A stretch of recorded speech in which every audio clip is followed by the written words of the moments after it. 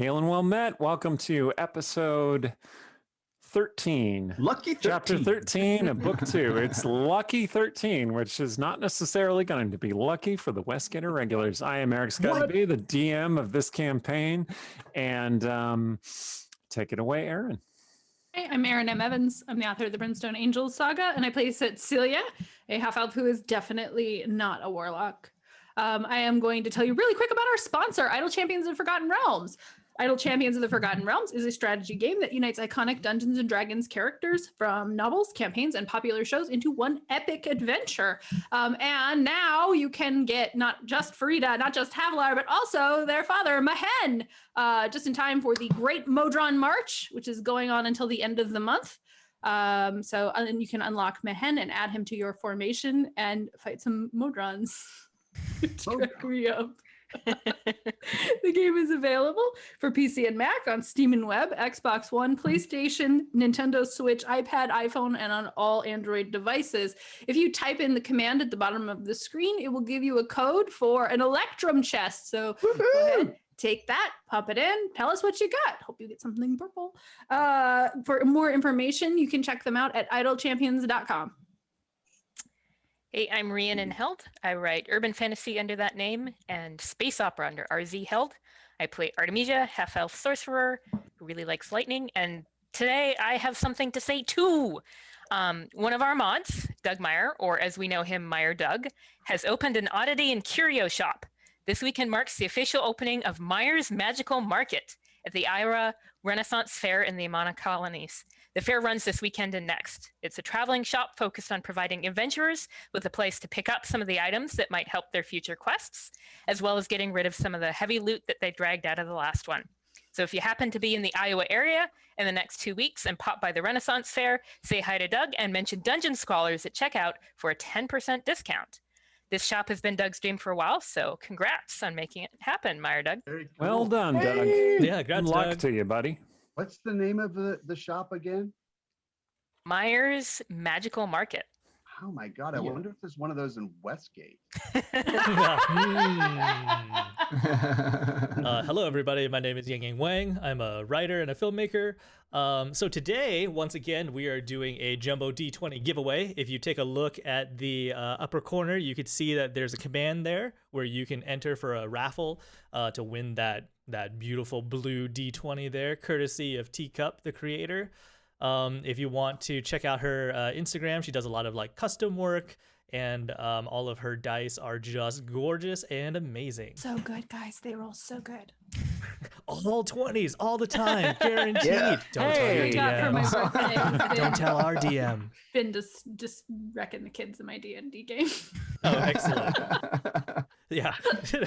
Teacup's magical dice. Always Get rolls these- 20s and makes Get kids these sad. dice because you too can bully small people in the game. Teach them natural consequences of their actions. Right on.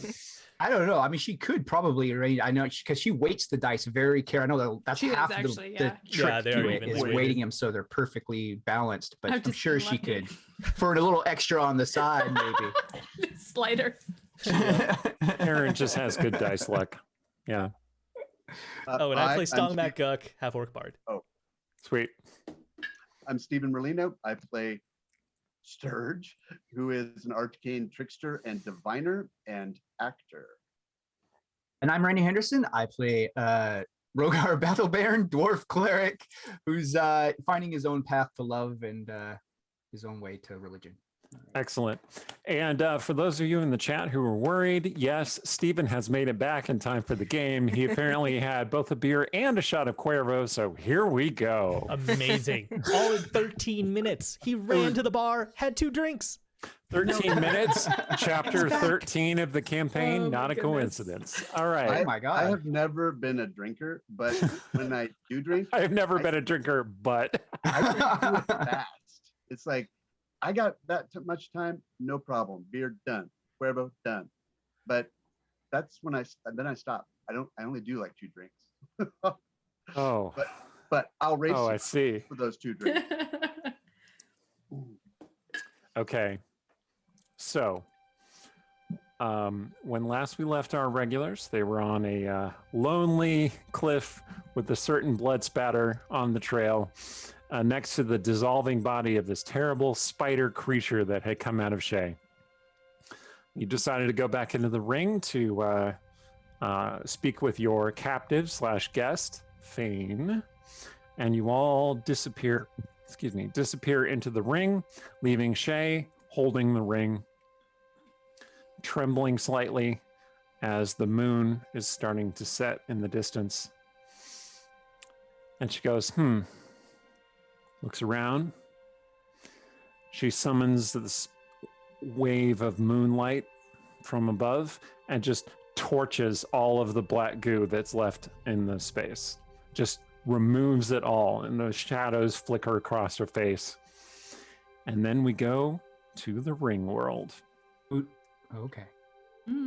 So, when you enter the Ringworld, it is as though you are entering through a stout wooden door, and you find yourselves in a large, comfy study. It's warm. There's a fire glowing on the opposite wall. You see couches arranged around you. Several of them are, all the furniture in this place is slightly too big for you, as if you are a child in a room built for an adult.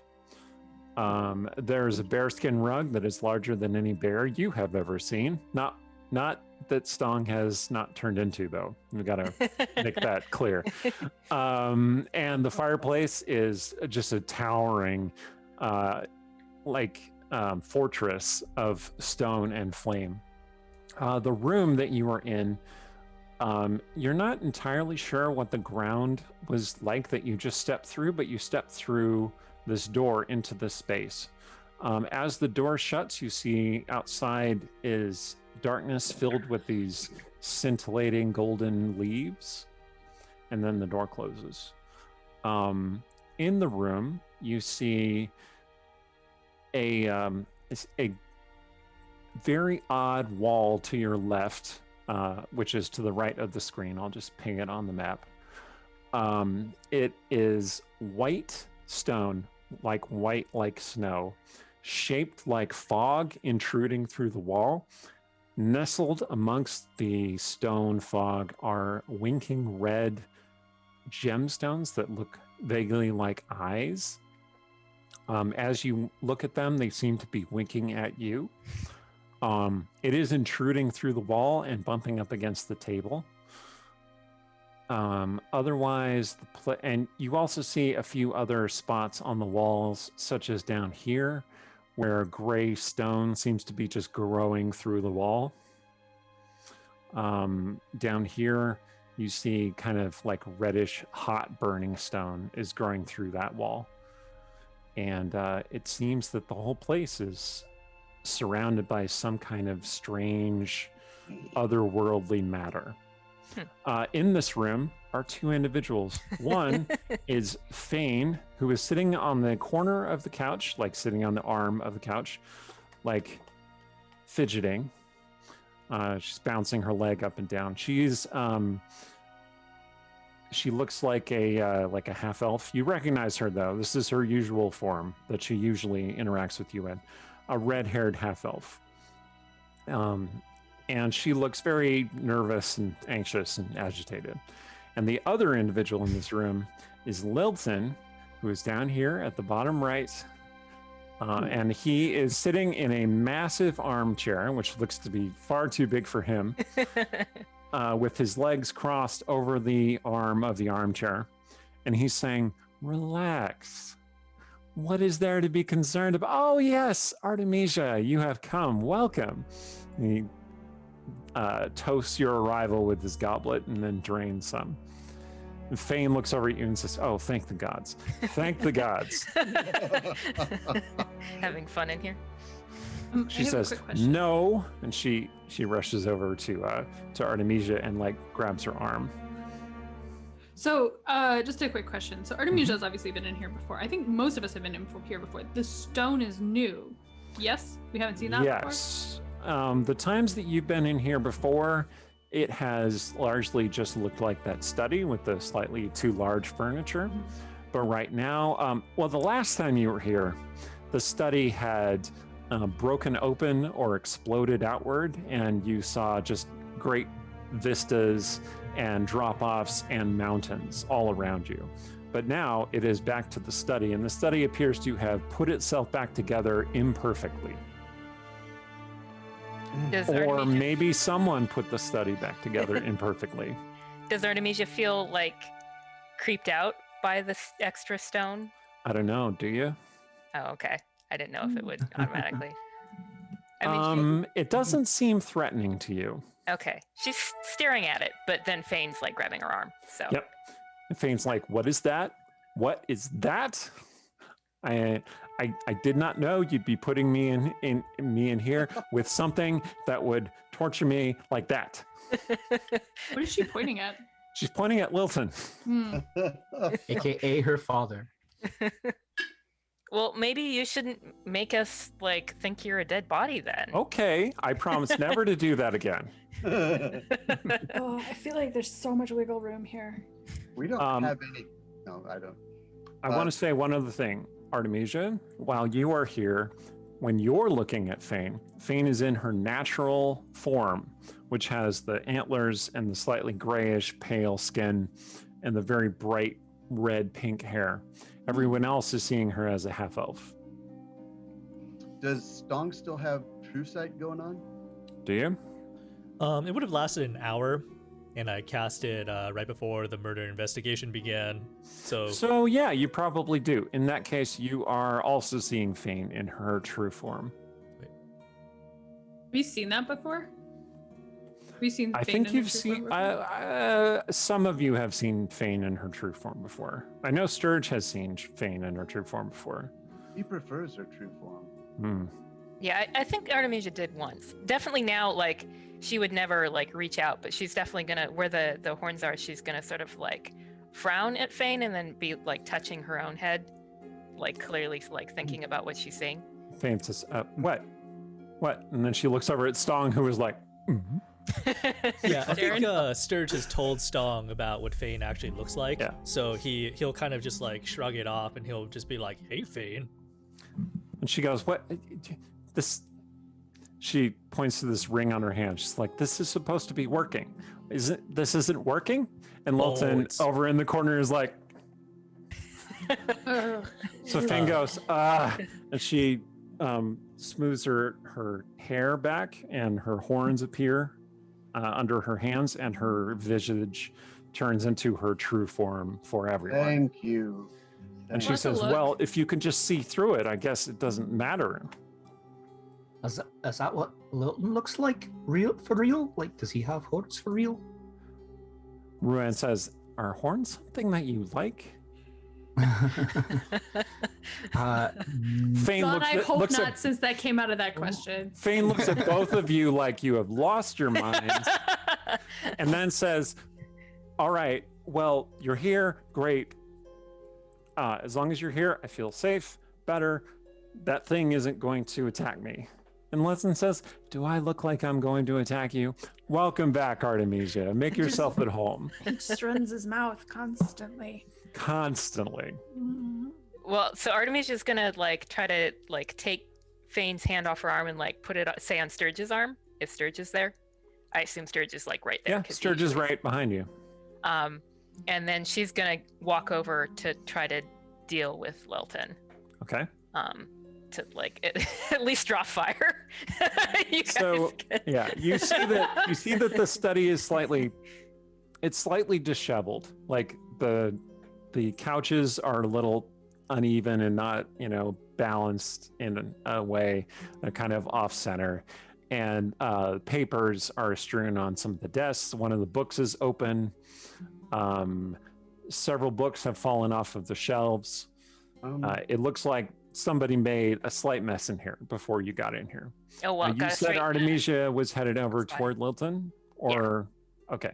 You're gonna And- stop and straighten. A little bit, like as she passes it. Also, like when she gets to the bear skin, she's gonna like pat its head like you would like something that like a rocking horse or something where Mhm. you like played as a kid riding it. she's gonna be like, "Oh, good bear," and then Okay. So dang cute. You pat the bear, and the bear yawns at you, she's gonna Whoa. jump. and then goes back to being a bearskin rug. Probably Very shriek something, not PG. Perpetually weird. Okay, we have some questions to ask Fayne. So Cecilia is going to kind of suggest to start, kind of gesture to start, like back to the couch here. Everyone has abandoned Fayne, so she just goes Okay. over and she climbs onto the couch and she hugs And her, Cecilia's her gonna knees steer into her over there. chest, and she's like, "Okay, okay, we can do this. Mhm. Okay." What's with the black goo? Oh, No, We're you just gonna found that, start- did you? Yeah. You're you gonna were very mention it? careful with it, though, right? Some of us were. Oh, I hope it didn't hurt anybody. Although, I mean, what happened exactly? I'm just curious. Just a question, just out of curiosity. Let me get an insight check to see if she's actually genuinely curious, or if she's Yeah, go ahead. if I ought to not tell Shay's business to Fayne. Haha, 20! Oh, The dang. 26! I see right into her soul. Fayne seems to be a bit curious, but also she is just like looking for a terrible story to kind of chuckle at. Got it. So That you wasn't can there you from the can beginning, but there was a monster, a shadow monster, and we fought it, and it exploded and turned into this goo, which apparently was in the cave that you were hiding out in, which was sanctified to the Beast Lord. Did you think about that, Fayne? Oh yeah, I knew it was sanctified to the Beast Lord. That's why I was hiding out there. No one would think to look there. I mean, How long except were for you- you, Fair argument. obviously. I didn't know you How- were here. I mean, I didn't look. There. It was Rogar and Shay and Ruan. How Oh, long Shay was were there? you I did see Shay was there. Did the shadow come out of Shay? What did it look like? That's not important. You're Also, right. You're asking the questions. actually, I'm gonna be like, well, I might feel like telling that story later. Oh. But first, we need some information. So, did you touch the black goo? Is a really important question I would like to know while we're sharing this interdimensional space with each other. Oh, Bashaba, no, I would never do that. That's way too dangerous. Wait, you know what this stuff is? I know it's dangerous Why do you know it's dangerous? because stealing a sample of it was a great deal of effort, and there were safeguards in place. Wait, you stole a sample of it. You're not talking about the stuff in the cave anymore, are you? No. Okay, let's see. So the goblet. You took the Right. goblet from the traveling temple in the sewers. Yep. And in the goblet was a little bit of this black blood residue. She's gonna turn to Sturge and be like, "Was there?" Fun facts. Okay. I don't think Cecilia knew. I don't think anybody but Sturge knew that. Well, Cecilia Well, forgot if she did. Anyway. I remember there being something in it, but I thought it was blood. I was asked to obtain the goblet by. She looks over at the image of Lilton, and she's like, "My patron asked me to obtain the goblet because he thought it would be much safer in his hands than in yours. No offense." I did not get your dad at all. And then he promptly blew off his responsibilities and left the city. Apparently, he wasn't being treated well in Westgate. I don't know. Anyway, but he didn't really give me instructions other than to keep the goblet safe. So naturally, I tried to keep the goblet safe, but a little bit of that black goo leaked out because, points at Sturge, hit it with his sword, breaking his sword and carving out a divot in the goblet. I would like to point out what I did was remove one curse from my life and hamper a little bit the Night King's plans. What is the what? So Right. there's the Anyway, chalice. made When I the- took the chalice, I Oh. didn't realize that he had carved the divot out of it. I only found out about that later, and by then it was too late to get the divot, the shard. That's what you've been calling it, right? The shard? Yeah, it is a shard of goblet. She looks around. That's safe, right? Safe as it can be. Okay, good. I hope so. Yeah, good. Well, I just did a sending to Adrian earlier this morning, so it's safe and he's safe. Adrian? Oh, shiny. Oh. Yeah, I'm sure it's safe with him. I don't like how she owed about that. She owed one time too many.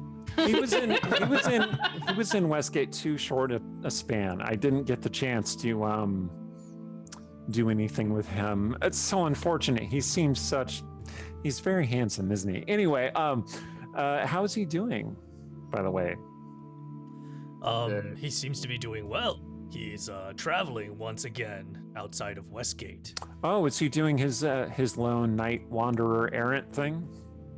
Yeah, and this time he's taken our stepdaughter, or our adopted daughter, I mean, Mirabelle. Family field trip. You mean the baby flamethrower? Well, Oh it no, accurate? I know all about what happened in the castle. Don't worry about it, Stog.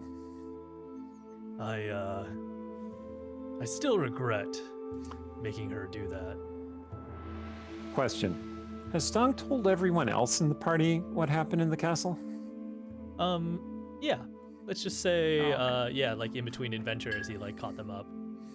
Okay. Various degrees of like Okay. team strong but unsettled. Yeah, so Yeah. Fayne looks around and she says, "Oh, I see you're all on the same page." Regardless, you sent that terrible weapon out of the city. I guess that's for the best. Adrian should be fine if he's just traveling with her to protect him. No problem. Look, Fayne, Yes, We're- Sturge. focusing, you seem to be deflecting things onto that tiny fragment of the shop. What? Me? Deflect? We're mostly interested in the vast majority of the chalice, which apparently you have in storage somewhere. In a safe house, yes. A It's safe safe. A safe house. Safe house. Define safe house. You haven't found it. If by We safe haven't house, started looking for it until we found you. Fair point. is it in a lead box by any chance? Obviously. Okay, thank you. Well, you never know. Yeah, like Fayne exchanges this look with Sturge, like, yeah, obviously, right? You know, that's what we would do. He does a little high five with High five. it. What happened to your hand, Sturge? Which one? Never mind. Actually, I know what happened to your hand. I would have thought you would have replaced it by now. But I do like the magical prosthetic. That's a good look for you, There really is no substitute for magic, is there? right? Oh, sorry, we're getting off track again. Yeah, Cecilia yeah. looks like she has a question. I'm just like, you're purposely getting off track, Fayne. What? So- Me? It sounds like your father knew about this ritual. Well, he knows about the Agraal of the Night King, yes. Okay. And he said you go steal it, and then you've hidden it in a safe house in a lead box that we're gonna hope is not vulnerable. Right, to or- keep the Kingdom of Night ritual from being completed. Okay, so Well, you still- know about the Kingdom of Night ritual. Not because he told me, but because I was spying on him, Of obviously. course, your father would be nothing without you, as far as Yes. I can tell. Well, I mean, I think so. What's up, Rogar? I'm still not clear on. So there was a bit of goo in the chalice, but then you say you had to go and get a bit of the goo at great difficulty, and then was that the goo that you put in the? What is the link between the chalice and the goo, and is that part of the ritual? Is that what I said? That is what says- you Yeah, said. basically. Like, why did you have to get goo at great difficulty if there was a bit of goo in the chalice? Stalern, I was hoping you would miss that. Well, let's see. So, No, I thought I was just being Rogar usual dense, but I'm glad it. I look at Rue and I like see I'm not the like. so Lilton had a sample of the goo as well. And Ah. can you tell us what you know about the significance of the goo? We've inferred a bit, but it would be nice to have that verified. It's very dangerous. Right. We gathered that. We haven't. Some of it Pretty leaked solid out, on that particular fact. Some of it leaked out onto my hand, and I managed to avoid any negative. I managed to avoid the brunt of whatever would have happened to me. Is it dangerous to have? Like, do you think a glass bottle would contain a little bit of it? And then Stom will look at Sturge. Oh, look at Sturge, I think. That's what my patron was keeping it in. Oh, okay. Whew. And that is the vial that I had. Is it? Is that where the goo in the cave came from? Was that your sample? It must have been. You dropped it. That was a lot more than a vial. Well, I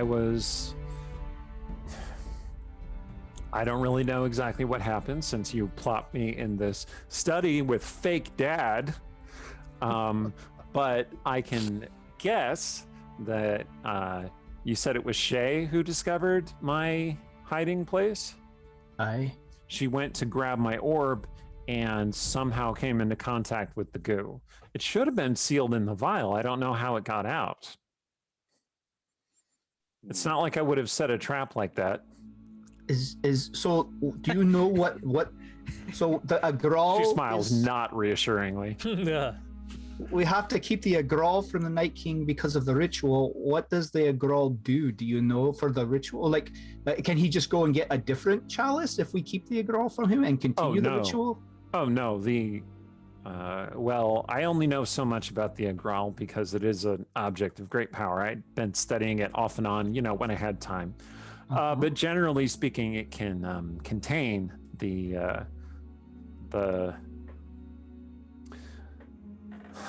what would I call that stuff? Like the black goo that's made of despair. It's like divine ichor, but it's despair and darkness. D'Ambrosia. D'Ambrosia, perfect. I cannot take credit for that. Eric called it that in a DM, and I said that's amazing. Yeah. So I'm glad you leaned into it because it's funny. Anyway, I was gonna call it D'Ambrosia. shard juice, but Perfect, Cecilia, perfect. Yes, the Agraal can hold the D'Ambrosia And what? and channel its power. Where did you get your D'Ambrosia? 2 places. One was in the Agraal that you hadn't cleaned out, and one was the sample that I stole from my dad. I mean, my patron. Slarn, again. She looks around and she's like, what is this place? What is it doing? And is the food on that table across the room real? Can I eat it? Yeah, that pie looks good. It is real food, as far as you can tell. Rogar can't even see it, it's too high. Stong is still incredibly wounded, so I think he's like looking for some sort of sustenance to make him feel a little better. There's looks like pumpkin pie on that table. That makes everybody feel better.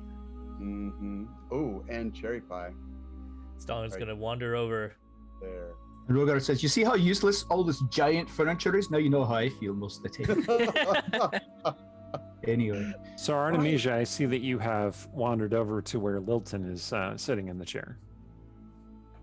So basically, she's gonna ignore whatever he's saying to her, and she's gonna like concentrate really, really hard.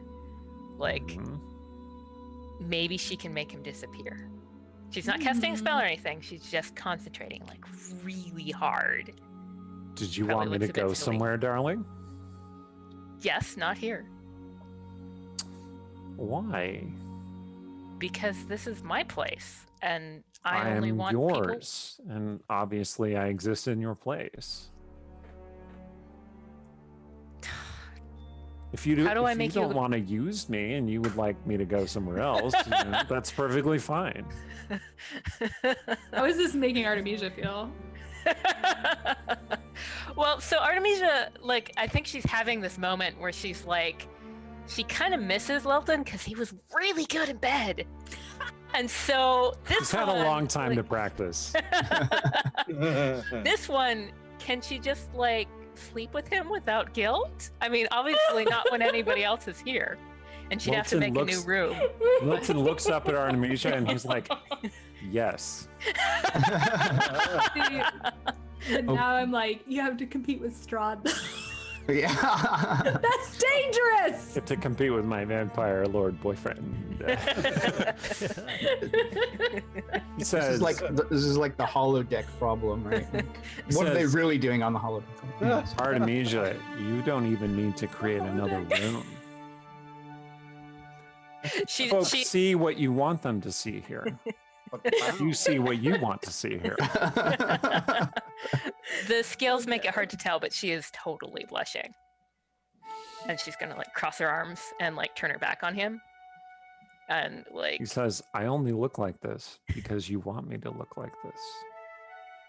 But he says it like, I only look like this because you want me to look like this. she is gonna think of Zarkast, the red dragon. Like maybe she'll turn the dream figment into Zarkast. Sexy red Would that dragon work? boyfriend. Make Yeah. a charisma check. Ooh, okay. Those are fun. All right. Come on, let's check. 23. Nice. Okay. Sure enough, Lilton does disappear. Oh. Oh, Oh. And 1 second. Way to seize the dream. Good job.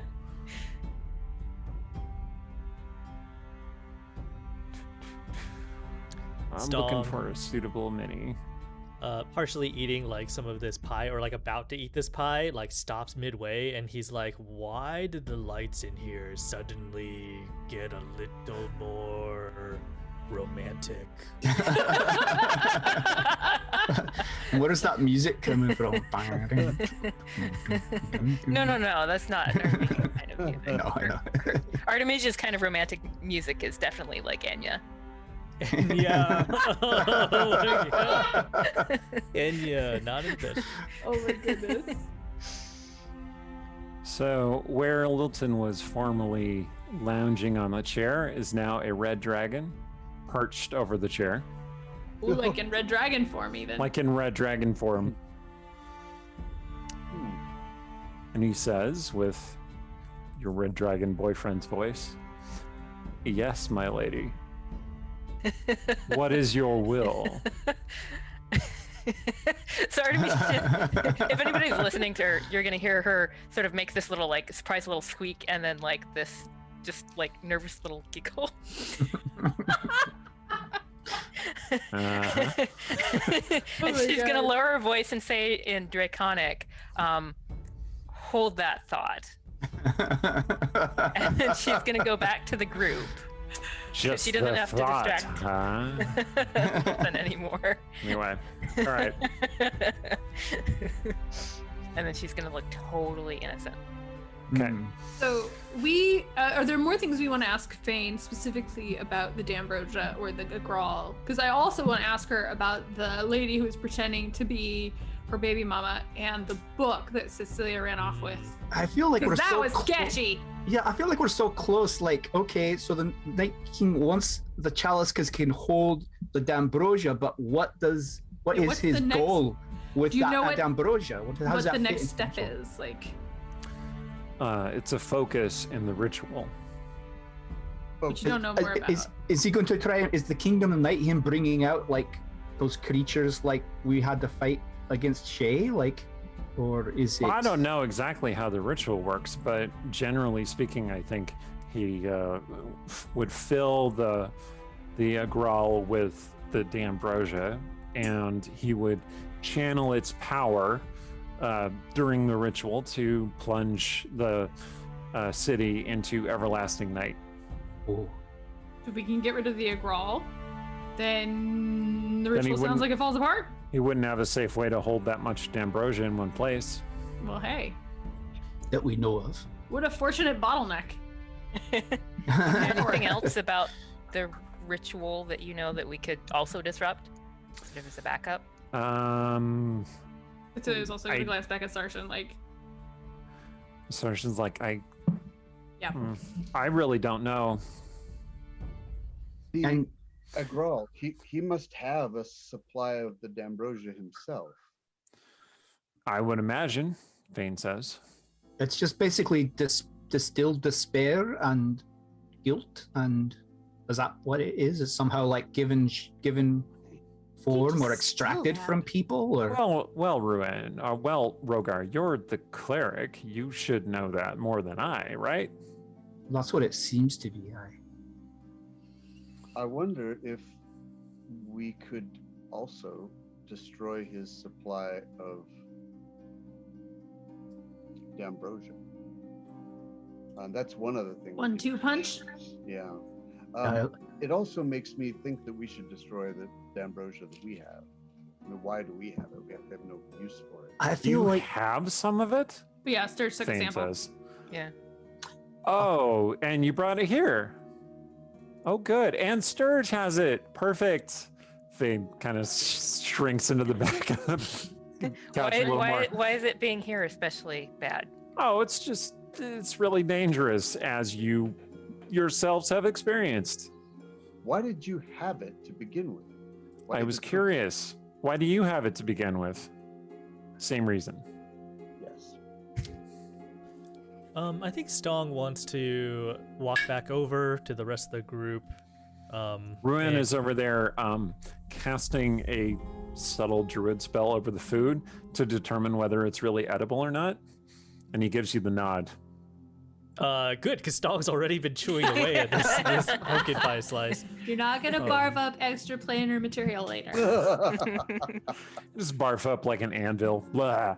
Yeah. But yeah, Stong's Stream gonna, of bees. Blah. he's gonna walk back over to the group and he's going to ask Fayne, so have you tried to destroy or dispel this Agraal already yourself? Why would I do that? It's way too valuable to do something crazy like that. Oh, Fayne. What does it do other than hold goo? Does it have some other powers? It allows vampires to control people who drink from it. Oh, Sturge, you didn't drink from that, did you? are you kidding? I didn't even touch it. Just wanted to check. Fayne looks at Cecilia like, yeah, obviously, he didn't even touch it. It's Sturge we're talking about. Destroying this sounds like win, win, win, right? Yeah. God. Well, I'm not sure how to destroy it, Fayne Volcano. says. How is it? created? Okay. I don't know how it was created. It's an ancient artifact. Oh, Take Michael it. tried Wasn't around punching then. it. Oh, Let's call my dad Fierce Air might and know, throw it though. into the astral Ah. sea. How did I know that was going to be the answer here? My Throw dad it is in. Oh, my dad is also an ancient artifact, so he might know. rim shot. Not Boom, literally. boom. So, Well, you he could- is 10,000 years old. What is going on? She looks around. She's like, what is this place that you brought me to, Artemisia? It's mine. Yeah, but why is it making me tell you all of this? Oh, that's interesting. And she goes, Gonna look at Artemisia like, like she looks real frustrated. Does your ring? Well, it doesn't do that to everybody, I don't think. Ask me a question. Ask Sarshan a question. Yeah. Ooh. Oh. Yeah. Sarshan, who put the curse on you? He looks over at Cecilia. So, Do you- did Do you put want the me curse to? on you? Do you want me to answer that? Because, like, I Is it told gonna you that melt your I wouldn't, brain? because it might. I don't.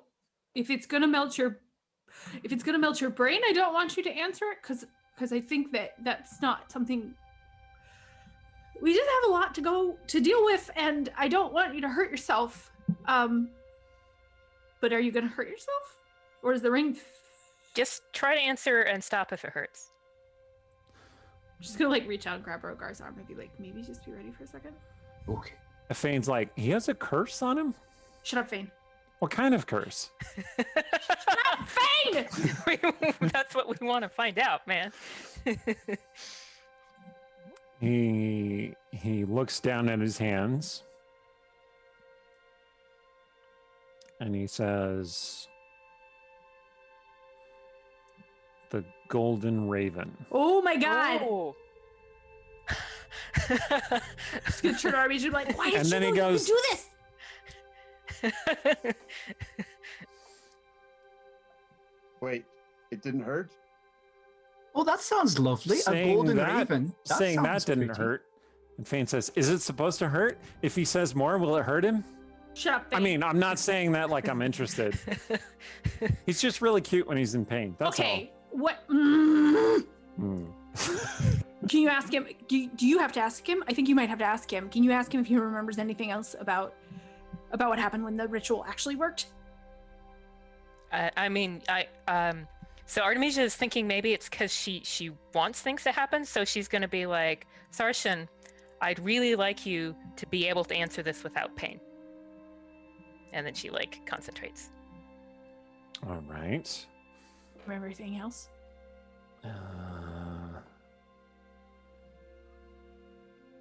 Do you know anything more about the ritual? The ritual covers the city in everlasting night. It blocks radiant spells, and it empowers evil creatures.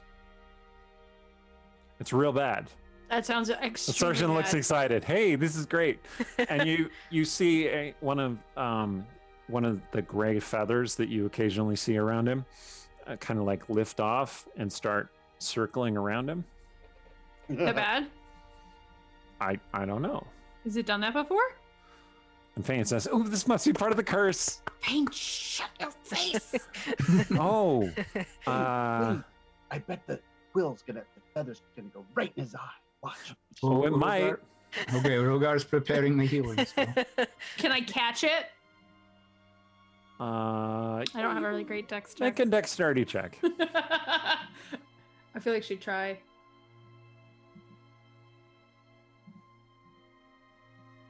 Come through, come on, It's not Dion. moving. It's not moving particularly fast or difficult to Oh, catch. that was strength, sorry. 5. Oh, 5 is not going to do it though. No. So you kind of bat at it, and it just drifts out of the way, like it's a feather floating on the wind. Somebody catch it! I will send my mage hand, Inspector Gadget-like, to grab it. Okay, make a dexterity check there, Sturge. Not a dexterity save, a dexterity check. I'd like to aid him. Is there a difference, really? There is. Dexterity the save feathers. uses your proficiency bonus. A dexterity check does not. I'm glad I'm not the only one Wow. who makes that mistake. 10 is sufficient, actually. Oh, nice. Okay. Your mage hand does touch it, and your mage hand just zaps out of existence. Oh. Oh. Okay, look, And the I feather catch it. continues to zoom around. Hmm. It does. appears to be of a magic greater than mine. If I Oh, that must be his pain, Fayne says. What, the feather? what? The feather. Something about this place separated it from him. Oh, that's lovely. So it's gonna fall on him when he leaves. Is that? Oh, that might happen.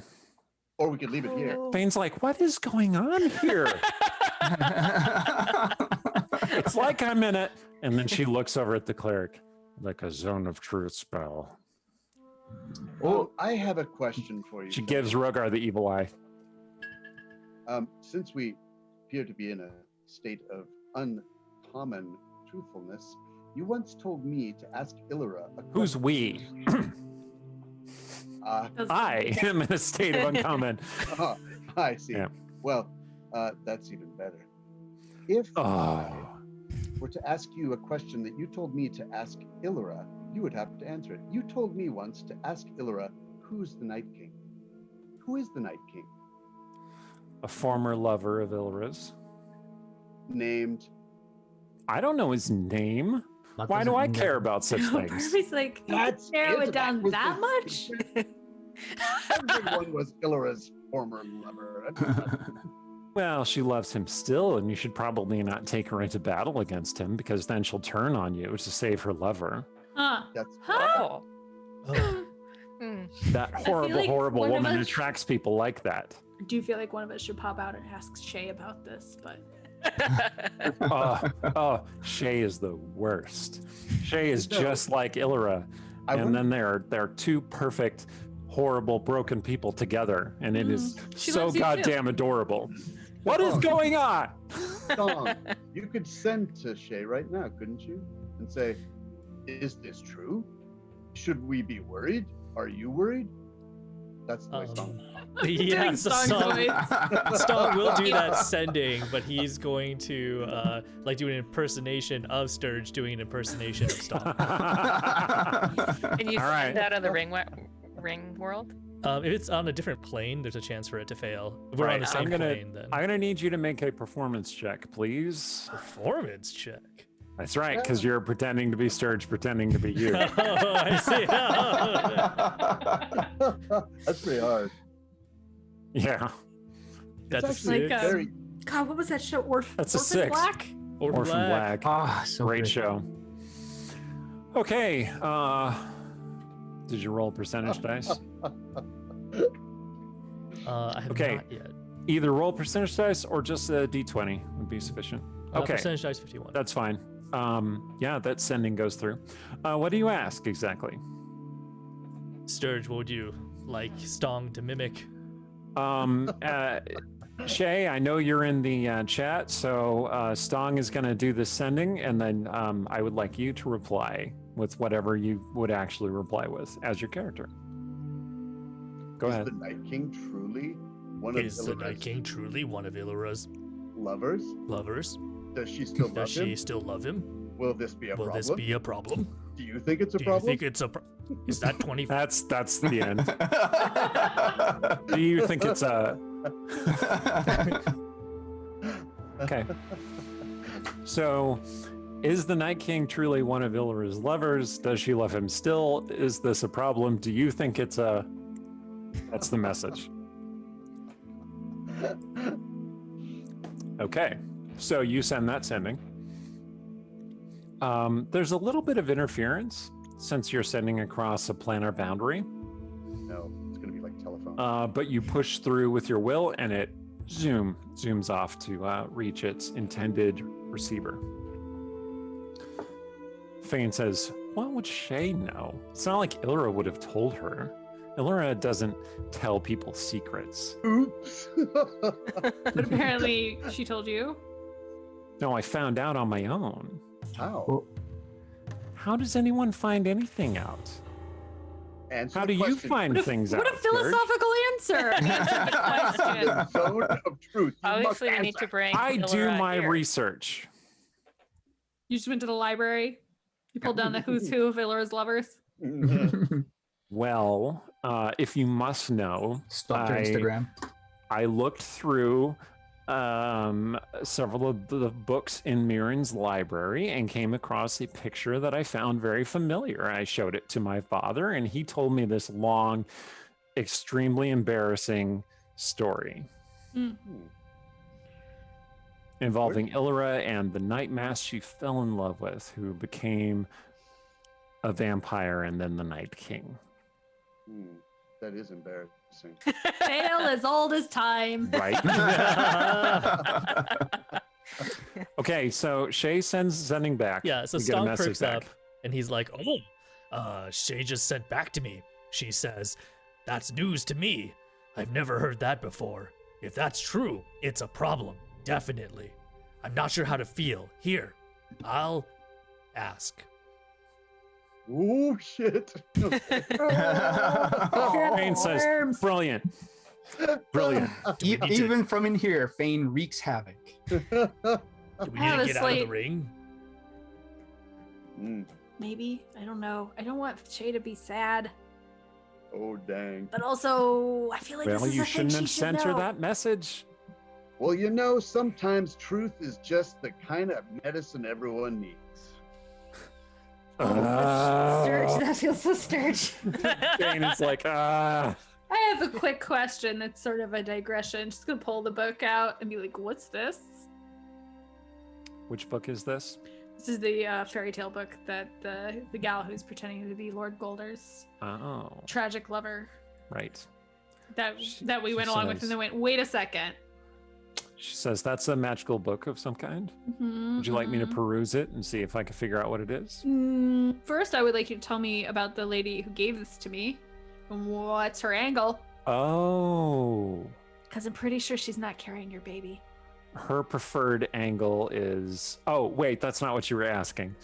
Her angle is that she's terribly in love with poor past Lord Golder. And we spent many a fine night together. She likes to read to him often. And it is a sign of their love for one another. Why did she let me walk off with this book if that was all a scam you were running? Have you seen you? That's not going to work on me. What's going on? Yeah, but you were gorgeous, said Celia. Mm, Oh, what is going on in this film? is she dodging? I think she's dodging. Oh, I just Maybe- thought of something fun. She says, look, I don't know why that woman gave you the book. Did you give her something valuable in return? No. Are you I sure? took this book when she fell down, and then I left. So you stole that book from her? I mean, Oh, good job. High five. no. I'm not doing that.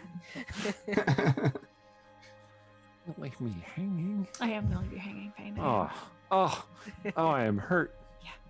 Anyway. Well, regard will give her a high five just because he's a good Oh, not doesn't you. feel.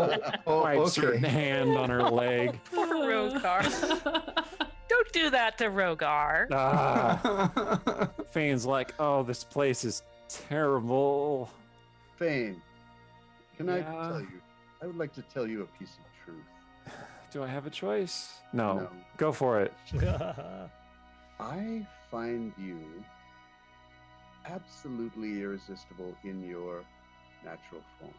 It's What, really? going to walk away at this point. Rogar's like, I wish you would always take that form. Is that what you want? Yes. Ah. Does it matter? Well, I mean, it could be useful if I want to get something from you. No. You're just like your On father brand. in that. I way. would like to see your natural form. You're looking at it. No. Oh, that's right. You know something about me that I don't know. What kind of arrangement could we arrive at in which you would tell me about what my natural form actually is, and I would be assured to only ever see your natural? Like starting in this zone of truth business is a good place. Is this like a contract that you want to sign with me? Because that's really my father's thing. No. I don't like that kind of arrangement. I just want. Is this really something that you want to talk about in front of everyone? Well, I have no secrets. I have no. Real Oh, is shame. that so? None whatsoever? What are you talking about? Okay, we can talk about this later. a little All light bulb right. goes on for Rogar. All right, cousin. We'll talk about it later. Cuz? No, that makes me seem dirty. Hmm. That's what did it. Well, you are. Yeah. Maybe you should embrace it, cousin. You are a member of House Lardrageth after all. Oh my god. Stone's gonna look at Sturge. What is Sturge? Is he giving off any particular Yeah, reaction? just kind of looks like Sturge. Sturge would love to know exactly what you know about him being part of that unpronounceable family. Well, they all died before I was born. No. Right, we'll talk about this later. But can we make one agreement between us? Why not? This zone of truth thing is very handy, but it would be lovely if you simply told the truth anyway. Instead She of hops over onto this other couch. Let's see if this is outside the zone. Just Stone will hop in her old spot. Let me see if I'm in the zone. Oh man. Okay, but how do we test a zone of truth on Stong? Because Stong hates lying. Oh, you Ask want to him switch about. with me, Cecilia? Ask him about whether he really loves Mirabelle or he's afraid of her. Let's see what he How does says. he Fayne says. Okay, interesting. Oh, Stong is gonna get out of this hot seat. He's gonna I be don't like, think I oh. wanted to ask him that. Oh, shame. Fayne says, well, maybe I'm outside the zone now. Ask me something. Where is the chalice? In my safe house in Westgate. Where is your God's cursed safe house? It's under the rotten root. Damn it! It's still happening. Keep going. I have an arrangement with the owner of the rotten root to use the storehouses below the tavern. Which I feel like that place still owes you She a looks song. like she's trying to pull off one of her antlers to stab herself to death with. Fayne, which Yes. are not at all connected to the sewer system under Westgate, right? No, of course not. Good. I mean, maybe. I didn't really check that thoroughly. Damn it! And Why would you not? Look, This is you're the the first ones who thing- have problems with sewers, not me. You're holding an artifact that the Night King desperately wants. Look, you know, you make And a good all point. his operations are in the goddamn sewers. All right, fine. I didn't say I was particularly wise, just very cunning. Do you think it's still safe, or do you think we need to rush over there now? I mean, We- we're kind of rushing as fast as we I don't can, know. aren't How we? does time work in your ring world? Don't know that either. what would happen if a tremendous talisman were brought into this ring world? Anything in particular? I mean, I didn't know anything about this truth telling or that I could get rid of Lilton. I would have loved to have known that much earlier. You hear the dragon growl seductively in the corner. and we Artemisia see the sort of dragon? like giggles again. I don't know, Artemisia. Can they see the dragon? Yes. Yeah. Oh, Fane's like, Okay. I'm not sure if that's better or worse. Just don't even know where to look. All right. Like, So it's like not only is your sister keeping me captive, said Celia, but I have to spend all this time with her sex doll, and it's very upsetting. But Do you know what he said about her while you weren't here? Lilton? No, and I don't want to know. So much positive Don't- stuff. That's wonderful. And that makes sense since it's It a figment was- of her imagination. Disgusting. Terrible. Terrible. I'm so And sorry. the drinks aren't even real. No. Or at least not for me. Stong seems to be enjoying himself. Well, maybe this should be a lesson about being more trustworthy so that we don't have to stick you in a demi-plane in order to make Apparently. sure you don't run away. Apparently. Who's the real villain? I mean, do you have time? 'Cause Still I me. have a list. Damn it. Okay. All right, Well- what do I do to get you to release me? Because this is terrible and extremely embarrassing. This feels faster because Shay's carrying us to Westgate. And so, I mean, chill. I mean, You're going to run off. Shay if you is do that fairly shit out. trustworthy. Oh. I think you actually like Shay a little bit. I definitely do. Oh. Yeah. Do you like Sturge a little bit? He's all right. Oh, dang. Oh. Well, he's family. There's a kind of love True. between family that is deeper than anything anything that you meant. Yeah, So Yeah. Rogar's, isn't it? You got fam zoned. Sorry, bro. Rogar's dreams fall a little bit, but he's also happy I because, mean- of course, as an orphan, he wishes he could find some of his. I wish to point out that in some cultures, it is not forbidden for cousins to hook up. Such as also my gonna- culture, I'm Fayne going to says. point out that if her dad's 10,000 years old, you are many times removed cousins at best. True. Are you from That's your joy. It's not weird enough to have its own. Well, I mean, it is still weird enough to have its own category, but still. You know, Sturge. Okay, wait, Fayne Lord says. Bots. lore bots.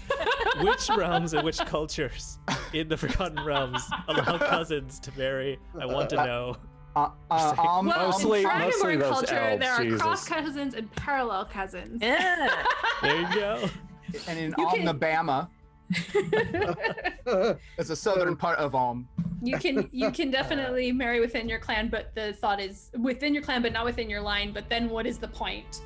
And you can marry into your parents' clan, which is frequently done as a way of like re-solidifying. And so then you might end up marrying what's your cross cousin because you only identify with one parent's clan. Oh. But then you wouldn't marry your cousins within the same line because that would be weird and inappropriate. Right. So, Fun The el- facts! the Those are the elves- Dragonborn facts I didn't get to in Champions of Lore this Yeah, morning. you got a little extra. Weird sex stuff. The elves of the Damn. ancient crown empires had totally different views about relationships than modern people do. somebody does some wicked world building in her books, I'm guessing. Question, Fayne. Can you, when we get to Westgate, simply go and recover the chalice and bring it to us? And Why are Then- we? Like, Oh, why you- go with her? Yeah, you'd trust me to do that. That No, we seems should like a go. We should terrible just idea. get it. Ah! We should all go. We're all gonna go to the Rotten Root. I'm gonna hassle Leona again because I think he still owes you some money, Stomp. Oh, Because that whole thing about the broken table was absolutely garbage. agreed. And then we'll go get the Grawl. What's And then we left can to put it move? here. Yeah. I And like it. Fayne can't steal it back because she doesn't want to come back here, and she can't come back here unless I bring her anyway. So You know what you should do is imagine 12 Liltons and fill the place with it. Yeah. You know, then she'll totally not All of them singing your praises, come back. talking about what they'd like to do to you when you come back. Inverse. Driver great. Actually, before you do that though, as long as we're kind of safe, I feel like maybe we have a series of magical books that we've gathered that we haven't had time to stop and look at that seem like maybe we should. By all means, rest, recuperate, study. Stong. Perfect idea, Fayne says. Stong We absolutely have all wants the to take a time in the rest. world as far as any of us know. He's gonna go to the bottom and he's gonna lift up like one corner of the bear rug and he's gonna like get underneath it and then like put his arm over Stong and he's gonna try to take a nap and he says, "Look, I don't know what we're gonna encounter when we get out of this ring, so I'm gonna try to recover as much as I can while I can." You are being cuddled by a bear. Rug. I like it. so You- Artemisia's gonna go to the red dragon and be like, "Psst, follow me. Psst, psst, over here." Yes, mistress. And she's gonna try to be like at least a little bit waiting until people are looking another direction. That is probably not possible, but she's gonna go to the desk, and then she's gonna climb underneath, and then she's gonna disappear. It's basically like that there was some kind of portal under the desk to like some other room. Excellent. Okay. That's cool. Dragon also disappears under the desk. We're all gonna politely Fayne pretend says, we didn't "Oh." see it. Finally. Yeah, you don't want to have noticed that. So But we all did. Sturge is just going to investigate all this weird intrusions into the place. He's also going to ask Fayne, was this place such a disaster when you arrived, or was that your work? That's partly my work, yeah. Well, what about this stuff? This cotton candy I wouldn't touch that if I were you. crunch berries. Okay. I mean, maybe you should touch it and I can watch, and that would be fun for me. But I wouldn't touch it if I were you. Well, what is it, and why is it intruding into this sacred space? Super hot molten stone. Is it hot? I'm going to just You're gonna touch it? no. No, like touch it. Put your hand in front of it. Just put my hand in front of it like a campfire. You do feel radiant heat from it. What is happening here? It's a kind of stone from another dimension, I suspect. We are in limbo, aren't we? What about over here? What's this stuff coming in the wind through the walls? This gray. That looks like gray stone. great. So it's all stone, is it? What about over here, looking out a window? Looks like there's leaves floating around. Yeah, it's just a black void full of golden leaves. And over here, some kind of fog. Yep, looks like fog with crackling lightning through it. So weird. Do you want to look out the... There are no windows in this room. There are only two sets of doors. There's the double doors you came through here at the top, and then there's a side door here at the bottom right. Oh yes, definitely want to see what's out there. Which would you like to look through? Well, you going to open one of the doors? Is there a peephole? Nope, not really. I'll Just a listen door. at the door. I'm Mail gonna knock- slot? Okay, make a perception check. I'll knock on the door and then listen to if there's a response. Perception.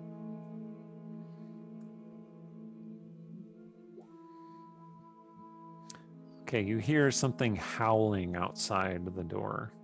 Like Oh. howling wind. Oh, I was going to say, Cecilia, there are wolves here.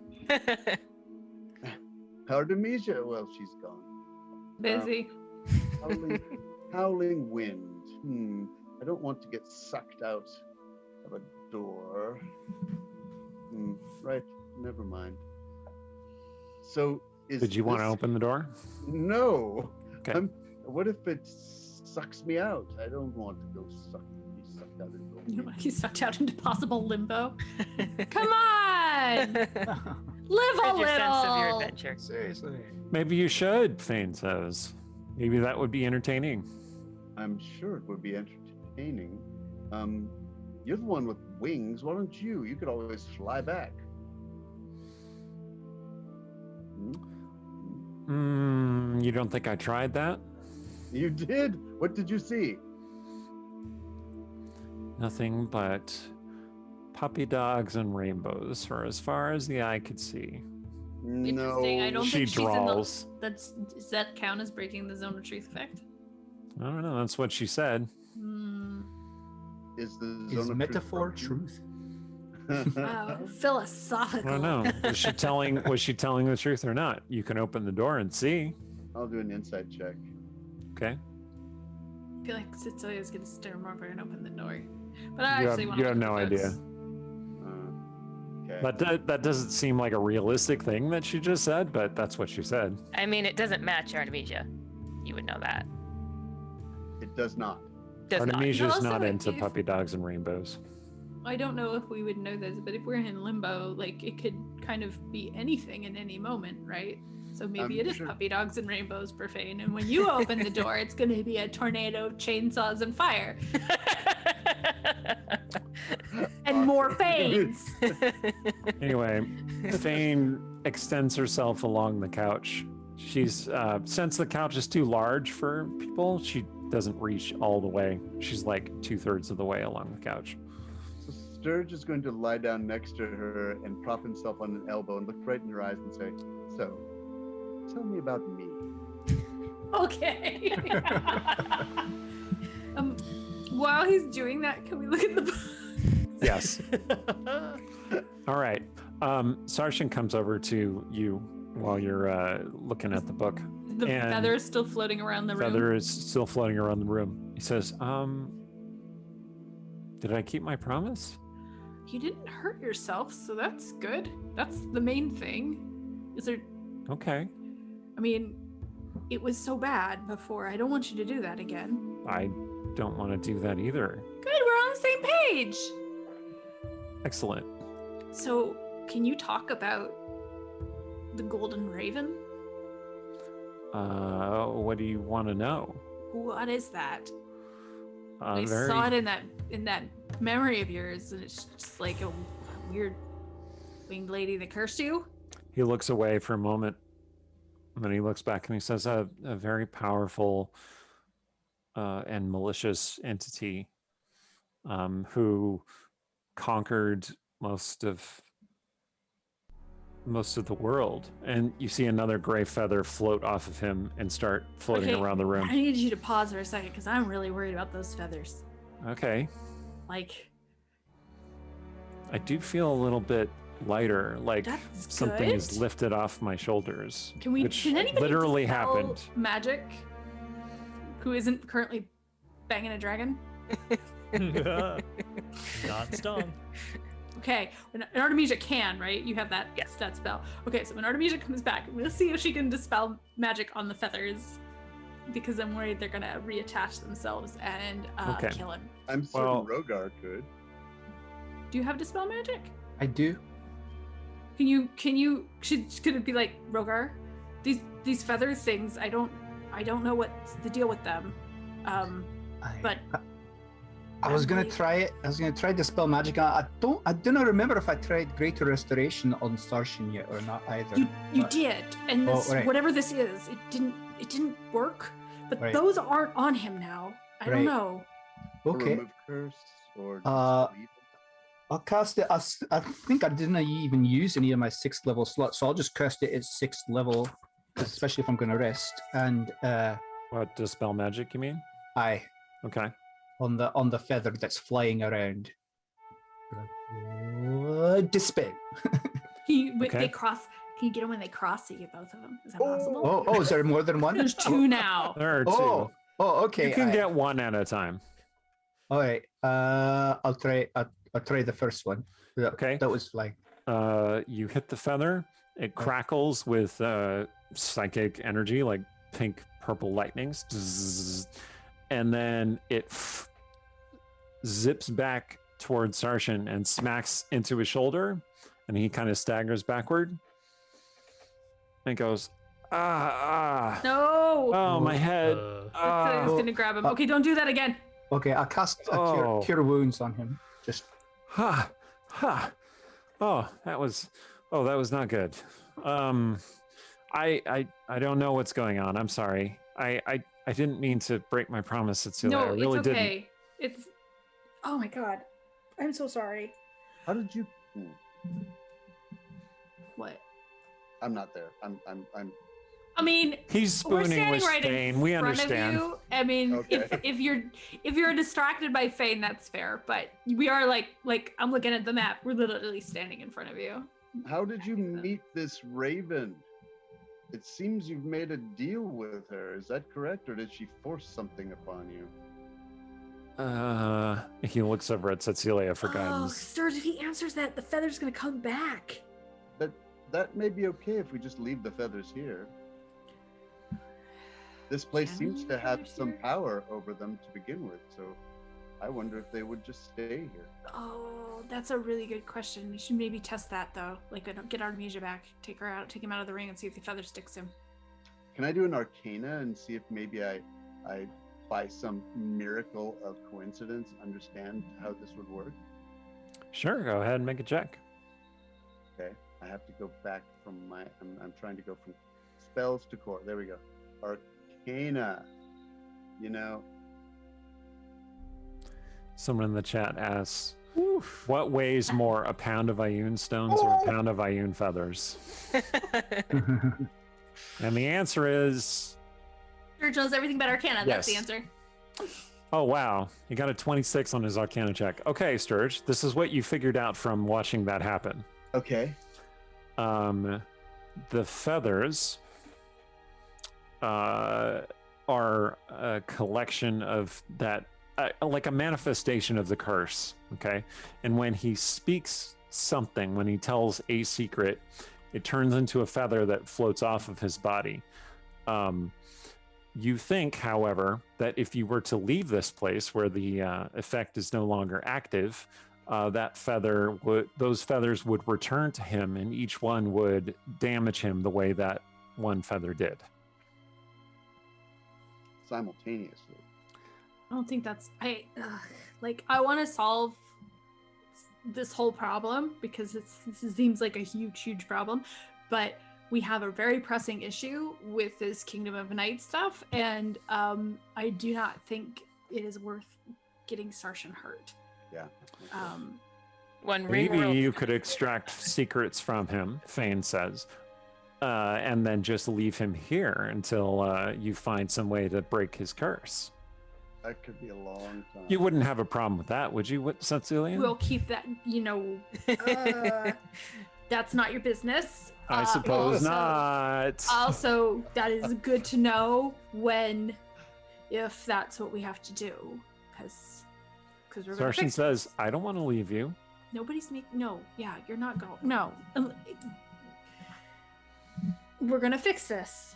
Okay. But first, we gotta stop the Night King, because if we bother fixing you, and then the whole of Westgate is plunged into endless night, and all the evil creatures are empowered, and everybody turns into black goo monsters, we have a big immediate problem.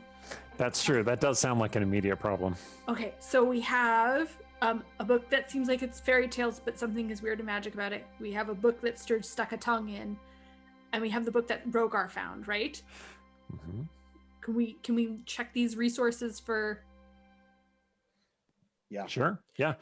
Are any of them perhaps the book of also we have that book that makes people listen to you better, which I would like to look at personally.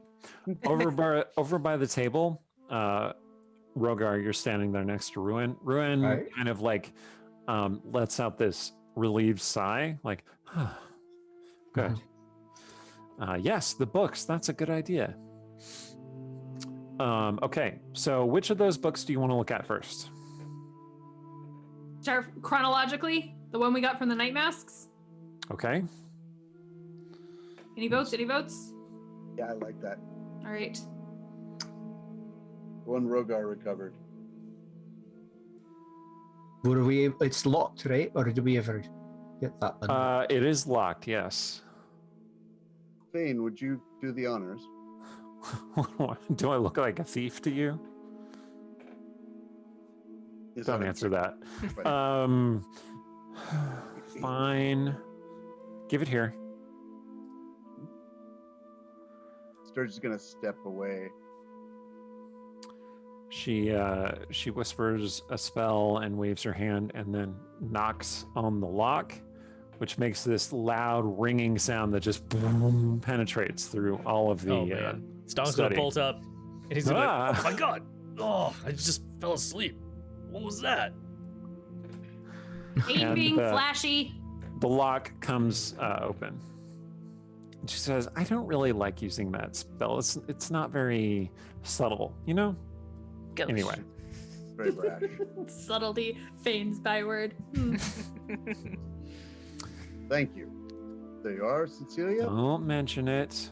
Seriously, don't mention it. I have a reputation to maintain. Let's lay it on the table and try not to get any cherry juice on it. Okay. Check for not getting food on the magic book. And Oh, wait, you don't have that skill? Oh, no. Roll a dexterity check with no skill modifier. Okay.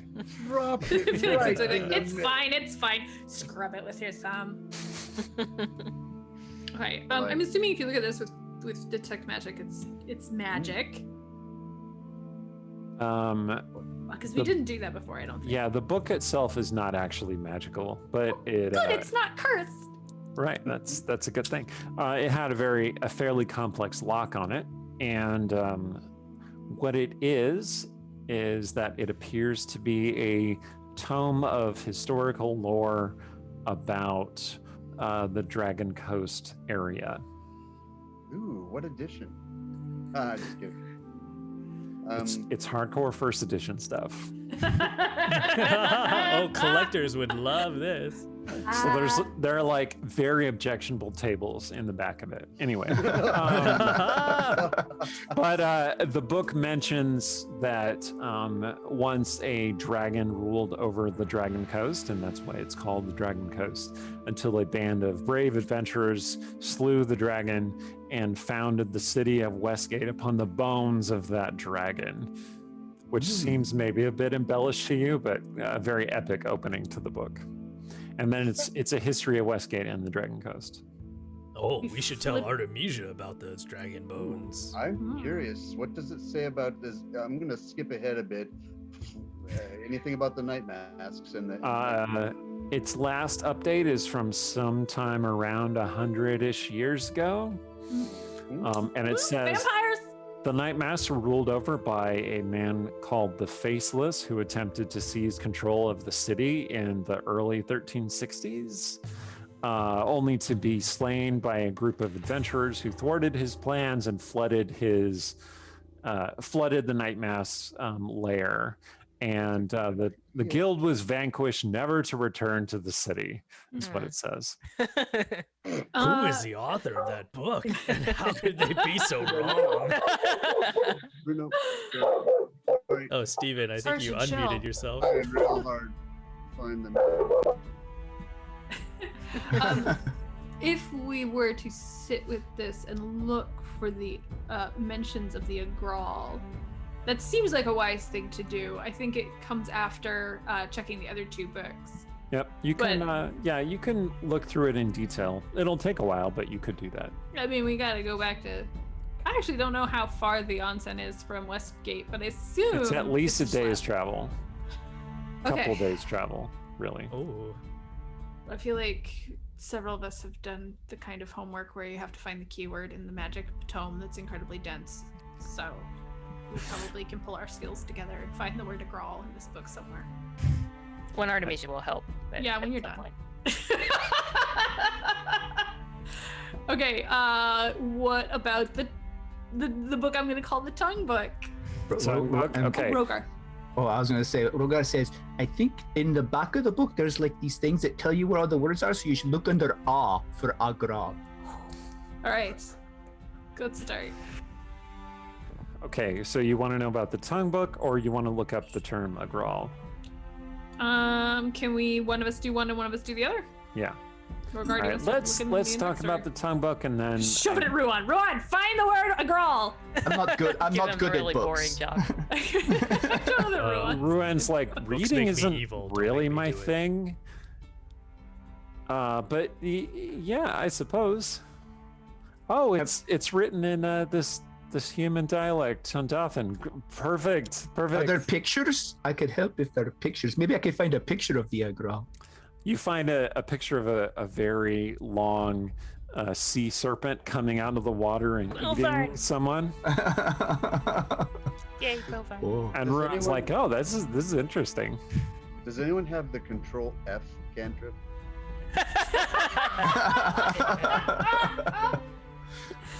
That would Oh, be boy. amazing. I know. Oh, like Oh. I feel like that would be the one spell Tiny Wizard Cecilia would have learned. Like, find the thing. Done. Do any of us have legend lore, or I could Ooh. enhance somebody's intelligence, and maybe that would help them? I do read have faster? Legends lore, but I have to rest and and get it. I don't currently have it readied. We have this option for like, Oh, wait. kids in there. It says, "Hey, the way to destroy the No. Agraal is soak it in old wine I and miss- feed it to the Quilzarn." Or have it be punched by a half-orc with over 24 strength. Well, he only has Okay, 20. I only have 24. So Sturge, you're the one with the tongue book. Mhm. Are you just gonna hand it over to be inspected? Oh, first of all, have you attached this new tongue to the book? Oh yes. All right, so Sturge takes his tongue out of his pocket. He's just carrying around a disembodied tongue and just nails it back on the book. Mhm. Gross. Yep. And then you open up the book. Mhm. Okay. Title page. The first Library of few Conversation? pages are just indecipherable scrawls, and then the remaining pages are just blank and pristine. Okay. I'm You gonna you have- flip through it, but you do find a message that wasn't there before. Ooh. And to find out what it says, you're gonna have to wait until after the break so I can determine what it says. Oh, we're gonna take our break. Excellent use So of the break. 10 minutes from now, we'll be back to the game.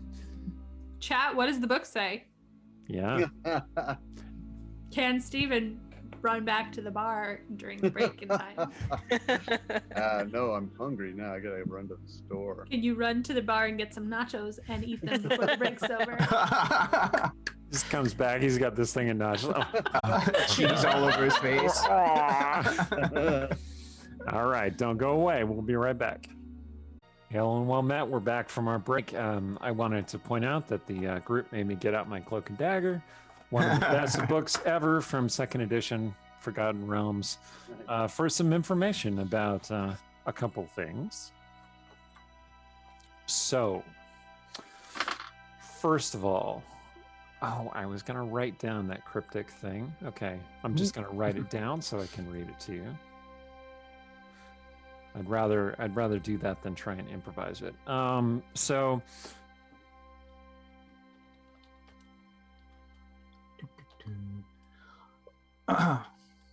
do you need a minute? no, I got Just it. talk amongst Oh, okay. ourselves. I was gonna got say. it. Yeah, just chat amongst yourselves for a second while I write this down. Alright. So if you haven't entered yet, there is a giveaway going on. If you just take a look right up that way, there is a command for you to get a free raffle ticket to win a Jumbo D20. You could also type in !giveaway for details about it. Right. Is Artemisia still Well- in her pocket dimension? Rogar can say something. So Rogar, you ready, Eric? Sure, but what's Rogar gonna say? You started. You go. Well, so we talked about destroying the goo, and then about the goo creatures coming out, and then Sturridge said, that I have no shame or sorrow or anything like that. So Rogar was thinking, I think maybe we should try and find a way, maybe let Sturridge touch the goo and then see find a way to dispel it, because I think maybe instead of destroying it, I feel like we need to understand it better or find a way to fight it better, because if it's central to the Night Kings. How much are you going to stand behind that statement, Sturge? Because he's got a point. Yeah. Well, If we could figure out, I don't know, but then if we just fight a giant, what does Sturge's shadow monster look like? Yeah, but Stong is going to raise one meaty hand, still covered, dried in his own blood, and he's going to say, I like that idea, but I am almost dead. I'm almost out of spells, so maybe not now. Not now, no. But Planning I just ahead. didn't want him to destroy the goo. I feel like we could probably fight, or at least study it in some way, and Run some experiments. Just go meet a rogue and be like, I don't think Fayne has a lot of shame. I'm just gonna say, maybe we could dare test it on Fayne. I think Sturge is the most shameless of all the people that we know, though. If she was willing, Rogar feels bad enough asking Sturridge, but maybe he seems so focused on destroying the Night King and the Night Masks, and he seems pretty shameless. So I'm That's fair. if he was willing, he seems like if he was willing to do it, Rogar would be okay with that, which is why he's suggesting it. He's not sure he would inflict the goo on someone who wasn't. So you're looking. But if for a you were to volunteer. accidentally get the goo on Fayne or something, but Rogar. You'd be there to help her in her time of need. Right. You're so good. Rogar Pat wouldn't him on say the that or shoulder. think that, but I'm just saying. Is there some way that we can test to make sure that he has no shame? So we can absolutely Detect be shame. positive. that he Detect has shame and zero. grief. Or Yes. despair. I think that's a level 6 spell. Yes, maybe you should apply that to Sturge, and then his shadow self will tell you more about his true self. Oh, interesting. Fayne says. Although What? Shay's shadow self didn't tell us crap. She, Didn't it? that- Keeping that. I was keeping that info back to tempt her way. it wasn't very forthcoming, let's say. You can talk to her. Hmm. She got weird and upset in the middle of that fight. Well, whatever you do, please keep that substance away from me. Hmm. I know if you want to keep me captive and you want to torture me for information, I understand how that game is played. But if you do that, I will forever think of you as far more evil than even my father. How will we ever sleep at night? What does the tongue book say? Okay, so Sturge, you've been flipping through the tongue book, and it shows nothing, just like it did before, until you come across a page that has a scrawl on the page, and there's a message, and it says, "Tremble now for what thee sees, thee who cannot resist this mystery. In darkest night, when the sun shan't rise, the flying fangs shall come for thee." I'll put that in the chat so that you can check it out. It's written in a slightly jagged, dark hand. And the other things are gibberish or just kind of illegible? It's just scrawls, and a lot of things are crossed out, and it's illegible. Okay.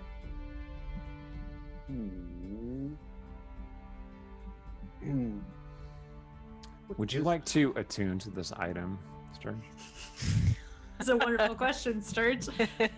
Yes. Yes. That has never gone wrong before. Okay. Never, ever. It might tell me things. Cool. No, sure enough. If you choose to attune to this item, add this to your character sheet. It's called the Tome of the Stilled Tongue. Ew. The stilled tongue. Yep. I mean, it's got a nail in it, so. Yep. And, This is what it does. all right, let's hear it. Okay.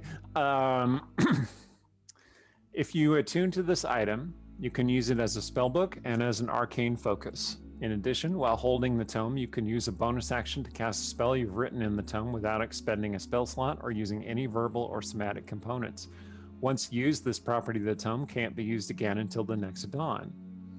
While attuned to the book, you can remove the tongue from the book's cover. If you do so, all spells written in the book are permanently erased. Ah, that's what he was doing. So who's the message from? Unclear.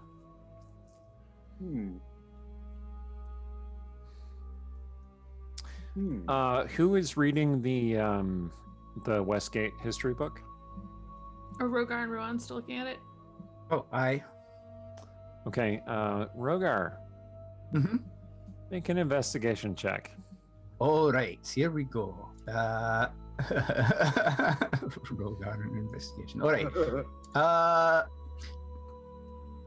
Inspector Rogar says 6. That's about right. You got really bored with a long list of begats. Well, actually, That's maybe you Rowan's got distracting you. really interested in a long list of begats and didn't get any other important information from the book. And I'm distracted. Rowan, when he gets that like concentrated, that frown, it's so cute and like. Oh, Aye. those people begat those heirs. Oh, I wonder how they did that. God. Yeah, Ruin and Rogar giggling like schoolboys. Why does catastrophe make all of you so horny? Fayne says, "You've just asked the question of my life," said Celia. I mean, if you and Sarshan needed a room. I'm worried we're all gonna die, and then also there's gonna be a time loop, and then we're gonna all die again. So What would we do in that room? Sergeant asked. Oh, wait, I know. Stong is going to Screaming. say, well, if we've solved all those mysteries, You were supposed to be sleeping. well, the sound woke me up. So I'm going to go back to sleep now. no, it's okay. It's okay. Rogar says sleep is a good idea too. I think like Ruin. Why don't we go like get some sleep under the The table? other side of the. Can we look at the? Aye. Is the tongue book thoroughly discovered? It looks like it. Okay, can we look at the fairy tale book? Yeah. The other one was listed in the treasure that we got as the tome of leadership and fast talking or whatever it was called, right? It's Fast talking. I don't remember what it was. I remember the word leadership because I thought that was kind of funny. It's leadership and influence. Yes. How to win friends and How influence. to win If you spend Ah, if you spend 48 hours over a period of 6 days or fewer studying the contents and practicing the book's guidelines, your charisma score increases by 2, as does your maximum for that score. ooh, nice. On the one hand, I very much would like to increase Cecilia's charisma score, but the other hand, part of me is like, okay, but like, let's be real, is Cecilia going to study a book for 48 hours? That's 48 hours of studying, not studying during 48 hours. Right, 48 right. total hours of studying. So once you do that, you have to keep it on your person. You can't like pass the book along and It doesn't require attunement, but it will only have that effect for one person. Oh, dang it. I was going to say Artemisia wants it next. All right. I'm like, I don't know. Okay, well, we'll keep that in our pocket. and figure out The what to do manual with it. then loses its magic, but regains it in a century. So if Oh, you just hang on to it, it'll regain its magic again 100 years later. That all. No problem. Okay, you're looking at The fairy tale book. the fairy tale book. Okay. So this book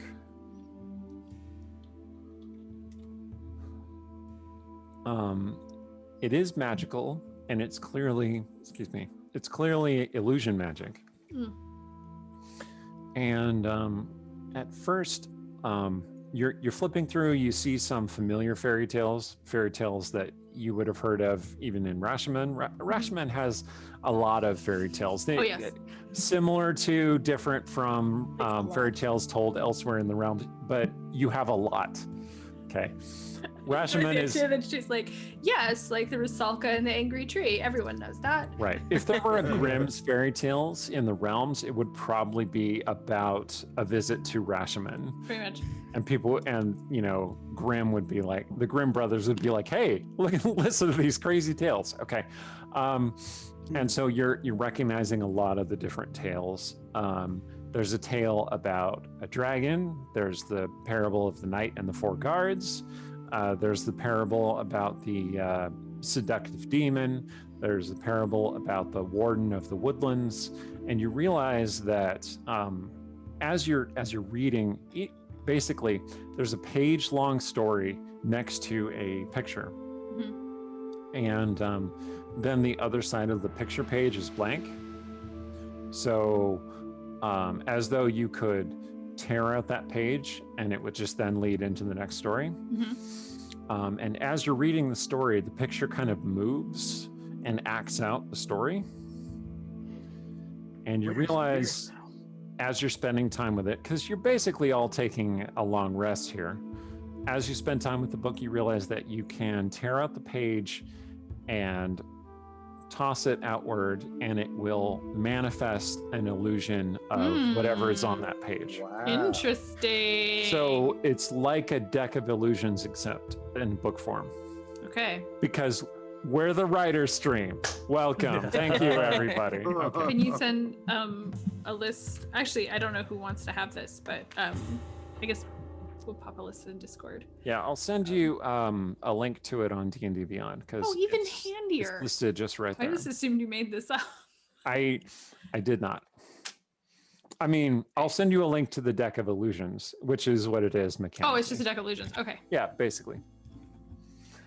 D&D So game the with a deck of illusion, illusions, and they use it constantly in inappropriate, like not inappropriate, but just like that is not actually gonna help. But okay, cool, let's just do it. yeah, basically, once you use that illusion from the book, you can't use it again. Mhm. Okay. So, and the thing about this is that you can, because it's in book form and you can look at the book as it is, you can spend an action to find the illusion that you want, or you can, well, hold on, let me see. So the book is use an action to draw a card at random. So if you just use an action to open the book at random and pull a page, then it produces a random illusion. If you spend an action finding the right page that you want, you can do that as well. But then that that consumes your action for that round, and you don't produce the illusion until the next round. You can use that action to do it. See what I'm saying? Yep. Okay. Cool. Okay. Slightly more time consuming, but it wouldn't necessarily be random that way. Okay. I just wanted to throw out there. I realized if I'm going to take a long rest, I'll just expel one of my spell slots before I do to cast Mass Cure Wounds and 27 hit points each back. Thank Okay. you, sir. Just in case. Just in case you get interrupted during your long rest. Indeed. Okay. Okay. So you take your long rest. Sturge, are you questioning Fayne further? Yes, I want her to tell me all about what she knows about me. Well, for a first, you're not in the form you were born in. Very well. Why not? I don't know exactly. I've been trying to figure that out. Thank you. But you are a son of my Aunt Saria. So... Saria, yes. She's dead, I assume. Oh, very. This sounds like a punchline. Sorry, yes. Sorry you didn't meet her. Ha ha ha. Everyone's like, good one. Sorry. Oh, It's right. like, yes, apparently, according to my father, she was a terrible, terrible, horrible woman who wanted to destroy the world and take and rule the ashes as a new elven empire. You know, the typical thing that a megalomaniacal villain wants to do. What about my father? Well, I assume your father was a sun elf of some sort that she just cast aside. That's usually what she would do. I see. All the House Large Regath would do that. Actually, my father, just so you know, was a divine being of some kind. Oh, and well. So you probably wouldn't know. No, I'm sure I'm completely ignorant of this. You, who didn't know anything about your family until like a couple of 10 days ago. Me, who has the access to scholarship. Please, feel free to Sturge-splain this to me. Shameless Sturge. Well, I have learned a few things about my father. Oh, One is that he was no mere sun elf. He was, in fact, well, you don't need to. But well, you've started telling me. Continue bragging. No, you mocked me out of my story. You mocked me out of your story. No, I didn't. Okay. Anyway, thank you for telling me that. Sorry, awful, terrible woman. I have no doubt that's probably true. She was one of the Delardregath who were destroyed, right? And your father was out gallivanting around while they were all in a cave and destroyed in the cave. Is that correct? What's this fixation you have with the cave? Oh, they were all buried in they were all, put in under that one keep somewhere. Well, it happened before I was born, but This is boring. Lady Saria Delardregath led a crusade of a sort to take over her ancestral homeland. You know it today as Mithranor or Cormanthyr. Mm-hmm. And the elves opposed her and just defeated her in battle, and she perished. Ah. This all took place about 20 years before I was born. No, 10 years before I was born. Sorry. And why was I not?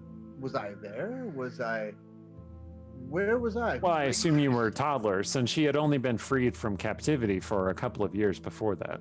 And so where was I? Was I fostered away somewhere? Who raised me? That, well, as far as I know, Sturge, you were given to a noble elf family after the conflict and raised among them. Your parents didn't your foster parents didn't much like you, as far as I could tell.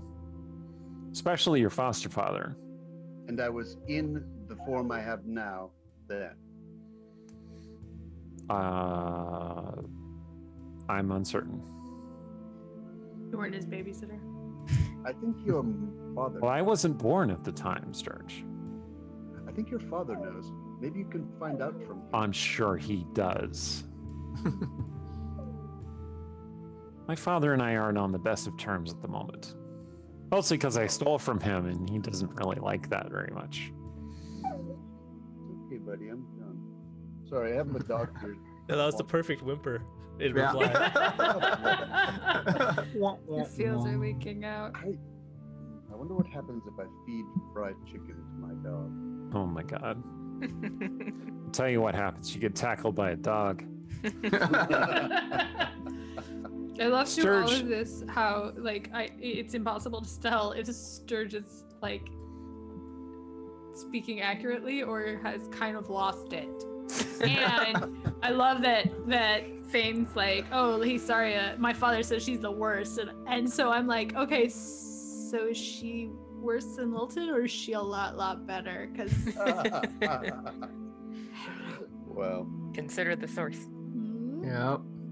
Well, Sturge, I think you have failed to take away the most important takeaway from this great secret that I have told you. what is it? You're older than me. I'm your older cousin? Can I call you Big Brother? Why, no. making this Okay, Big Brother. She grins toothily. Little sister. Oof, perfect. Oh, this is not feeling right. I Good. feel uncomfortable. Even better. I'm going to go talk to Stong now. And Okay, Big Brother. Really, I'll miss you. Oh, you are awful. You are Yes. awful. You are awful. Hello, Stong. You hear the sounds of really loud snoring as if the bear were alive, but it's actually Stong. I think Sturge is going to crawl under this armpit and do his rest there.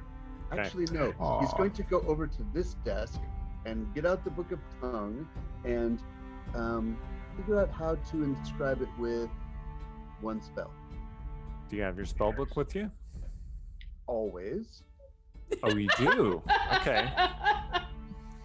I mean, yeah. Okay. It's right here. Good to know. Good to know.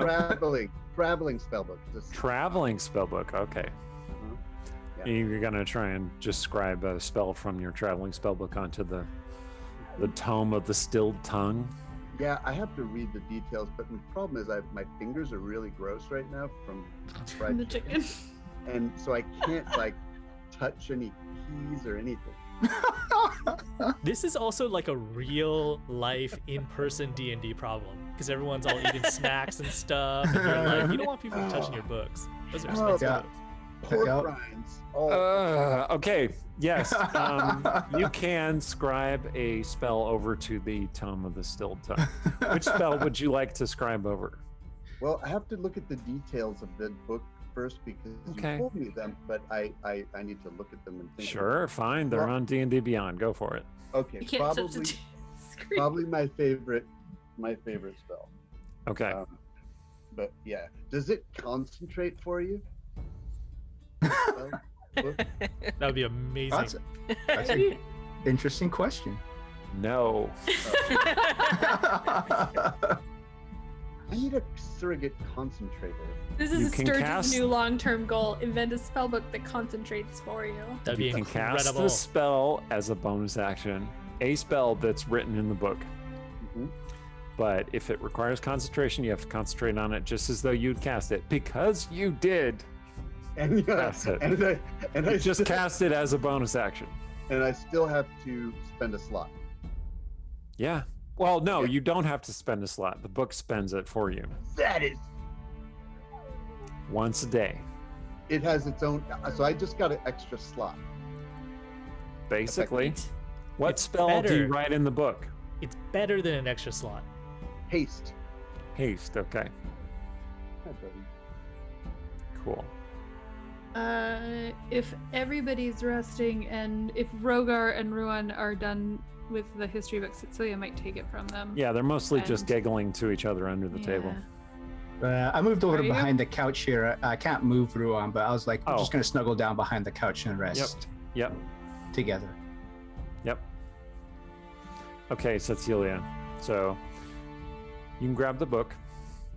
Would you like to make an investigation check on the book? Yes. Excellent. Please roll. I think Cecilia has not said this, but I think that's intimidation. I can't intimidate the book, unfortunately. Or can. I feel like if Cecilia could intimidate a book, she would stay a wizard. 21. Okay. I feel like Cecilia has not said this, but she kind of thinks there's a part of her that thinks if they can stop this, then maybe this whole time loop thing will just stop happening because that was how it started. So maybe if we fix it, she's like in the bargaining stage of this. So she's like, there's gonna be an answer in this book, probably. I think it's Okay. fair you should be able to intimidate a book because in books sometimes, like, I mean, if you just look at like Infinite Jest, you're like, well, that's intimidating. So I think it's only fair Bad You book. can just do it back. Bad. that you should be able, yeah. Or Cryptonomicon or something. That is an amazing. Okay. There is a reference to that term Agraal. It is specifically saying the Crimson Agrol, Okay. which is a chalice that can hold blood. It apparently generates blood that fills the chalice. Ew. And it is a very powerful necromantic evil artifact from a bygone age, and its purpose is not known. Does it happen to describe like how you get rid of it? It does not say so. It claims to have been lost sometime in the 1360s. I assume that's all she's gonna get on that topic. It does say further that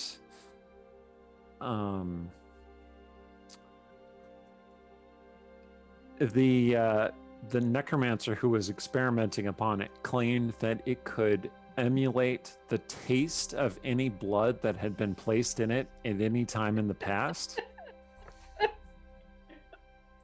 Oh joy! Fun facts. Stong will appreciate that. Yeah.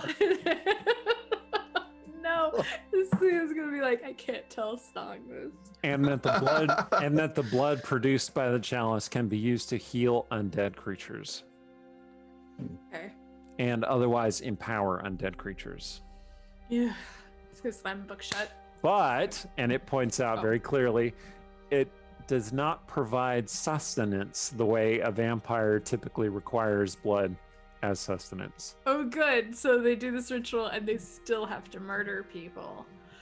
So I think Cecily's gonna slam the book shut and like throw it on the floor. Ew! Not like that, but like you're not helping kind Yeah. of thing. That was information that was, generally useful, but I think she was like, maybe this will be the thing. And it will be like, hey, what you do is you submerge it in salt water or holy water or something that we could get very easily would be great. But obviously that's not going to be the case. So Okay. Sarshan comes over to Cecilia because she seems frustrated, and he sits down on the couch next to her, and kind of just puts his arms out like,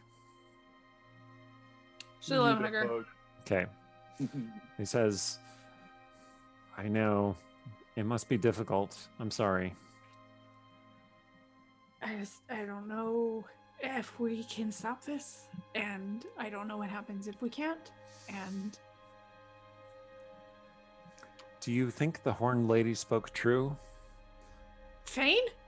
No, I mean, I that guess so, but I usually could- no. I could share secrets with you, and then you could leave me here until you found a way to solve the problem? I don't know. I don't know if Fayne has anything useful to say ever. And I hesitate to do that if it's. I mean, it would need to be a big thing for this. Well, I do want to protect you, and if this is how I protect you, then I will do it.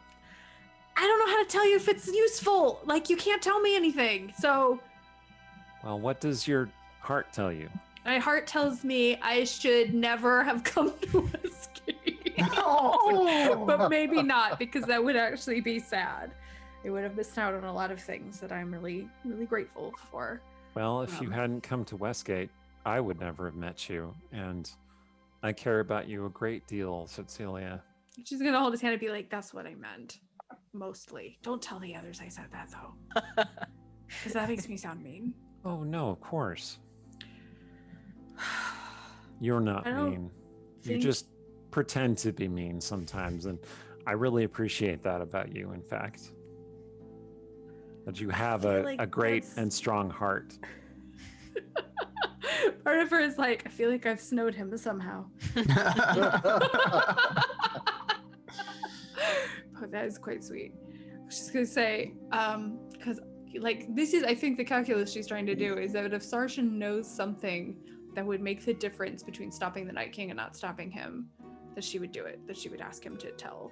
And there is the question of how many feathers can he actually take? Like if this is a one at a time thing, maybe we can heal him in between feathers or something. But if this Well, isn't going to yeah. be the thing, then it's not better to hurt him to find out. So maybe we just keep this in our back pocket. So when you look I at don't him, know. he has 12 feathers Right. currently. 12 feathers, That one of one which is orbiting the room. floating around the room. Can I try catching that again? Yeah, See what like a happens. dexterity check.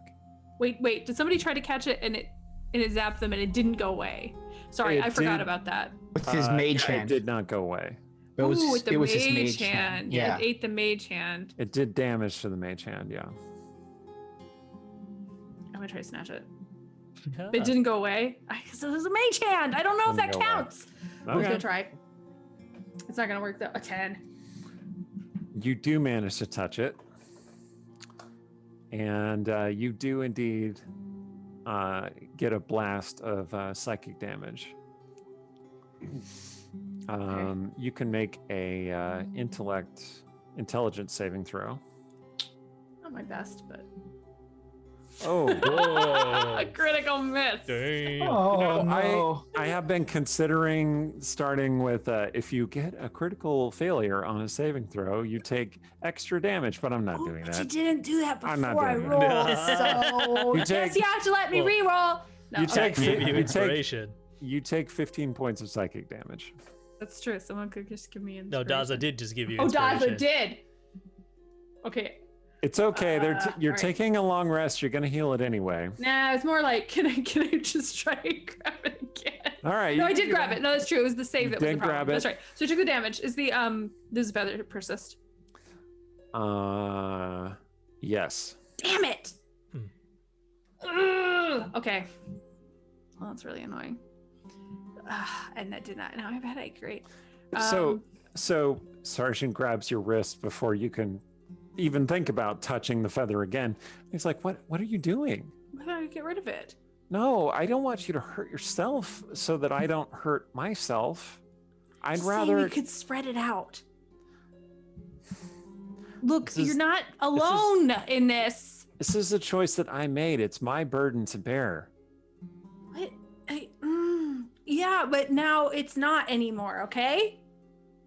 You don't have to do this by yourself, and in fact, you can't anymore. You can't do it by yourself anymore. I'm not gonna grab another one. It didn't work. It was a completely futile act. I see that, but Well, that is just very you. You really never ever give up about anything. futile acts. That's my brand. Your Right. courage is utterly surpassing. Thank you. I feel like you're the only person who would ever say that, but I appreciate it. Well, maybe other people are stupid and don't see what I see, but Maybe you're a little biased, but I don't mind. Okay. I think Cecilia's feeling is like if it gets to a point where it seems like Sarshan's knowledge would make the difference, then yes, she'll ask him to do that. But right now, it's not clear that he knows anything that's going to make a difference. Okay. And if we get past this and we decide to figure out what the hell a golden raven is, because that whole conquering the world problem sounds like a nightmare. That's a duel. But for now, she's just going to cuddle with him on the couch and pretend nobody's watching, because I think she's a little uncomfortable with the fact that everybody can see her right now. Okay.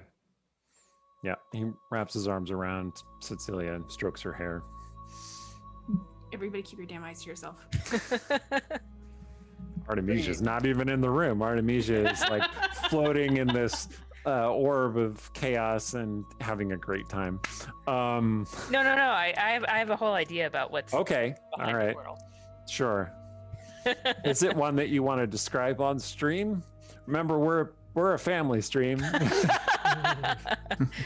That's not really true, but we are a PG-13 stream.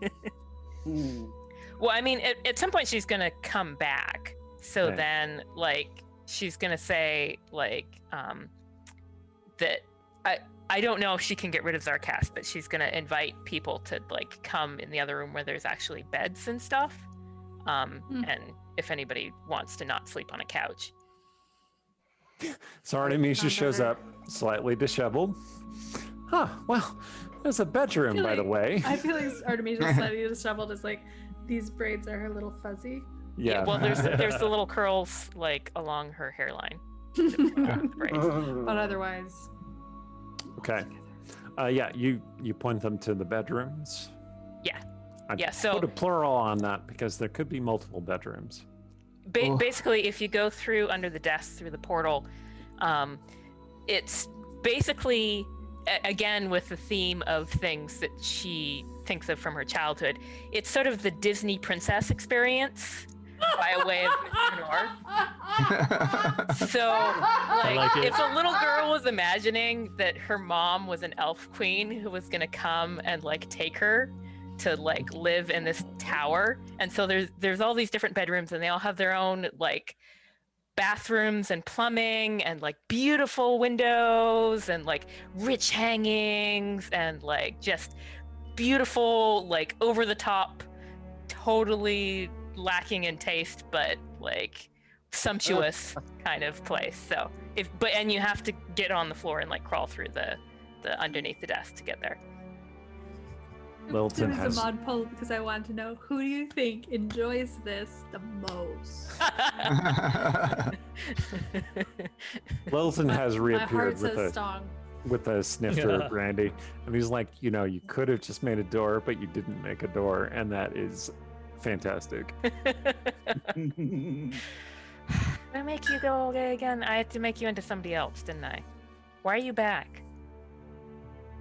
Do you Heart ever wants go away? what the heart wants, Artemisia.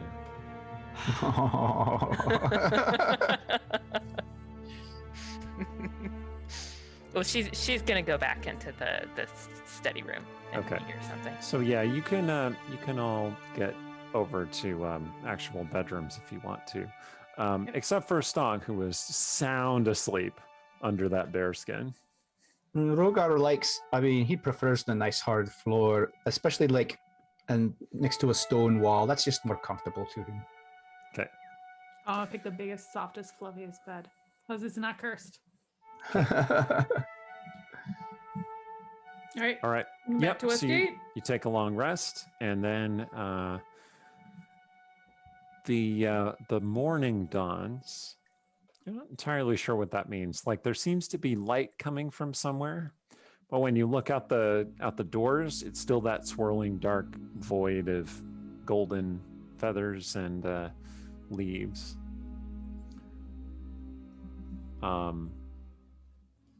I'll say that when you get up in the morning, one of you opens the doors just to look out there, and you see that there's this void of the swirling golden leaves, but over on the left side is snow, It looks like just snow floating there, like a slope that just ends. And on the right side is a lake that just kind of comes up and stops in the void, and then there's water falling downward over the edge of the lake. Like these are just separate pieces of matter. Yes. Okay. Sounds like limbo. Not that Artemisia knows that, but Can we? Well, we did go to Limbo that one time. that's true. I don't know. Yeah, if it it's, does seem reminiscent. It's got the vibes. Yep. So our intention when we return is get the chalice and then What the chalice in here? ring. Okay. So here's a thought. The chalice is an item of vast darkness. What's the opposite of that? Radiance, I assume. Where could we find epic radiance to maybe destroy it? We'll look over Throw to it into the Stong. sun. This sounds like yours. This sounds like Really high. Stong's wheelhouse. Epic Random radiance. planar knowledge. Is there a plane of Like- radiance? Is there a- Oh yeah, like some bardic knowledge. Is there like a bardic knowledge test check I Yeah, can make make? an Arcana check. Did your dad tell you about his plane hopping? a Is that what dragon your dad does? Did I make that up? breathes radiance? 21. There is indeed a positive energy plane where all the radiant energy in the universe comes from. Mhm. It's like a big energizer battery of a plane. So if we can get the girl, maybe we can ask Get your yourself- not girlfriend for a ride? Are you guys on good terms? I actually haven't seen her lately. We're not on bad terms. But sometimes that's the best you can ask for, right? Mm-hmm. Yeah. Especially, when your girlfriend's a Gith Yankee. Wait, what's her title? Kithrak. Kithrak. Yeah, when your girlfriend's a Gith Yankee Kithrak. Not on bad terms. Might be ideal. Yeah, I'll just have to see if she wants to go to a plane of goodness and celestial energy. I mean, I imagine maybe they raid it, but is the food Right? there really that good? We'll have to see. Just drop us off at the station. Yeah, there you go. Just take the subway 2 more stops and you'll be there. Also, alternatively, is there a dragon that breathes radiance Oh, interesting. that could What melt kind of knowledge roll would that be? Can Artemisia try? That should be Arcana as well.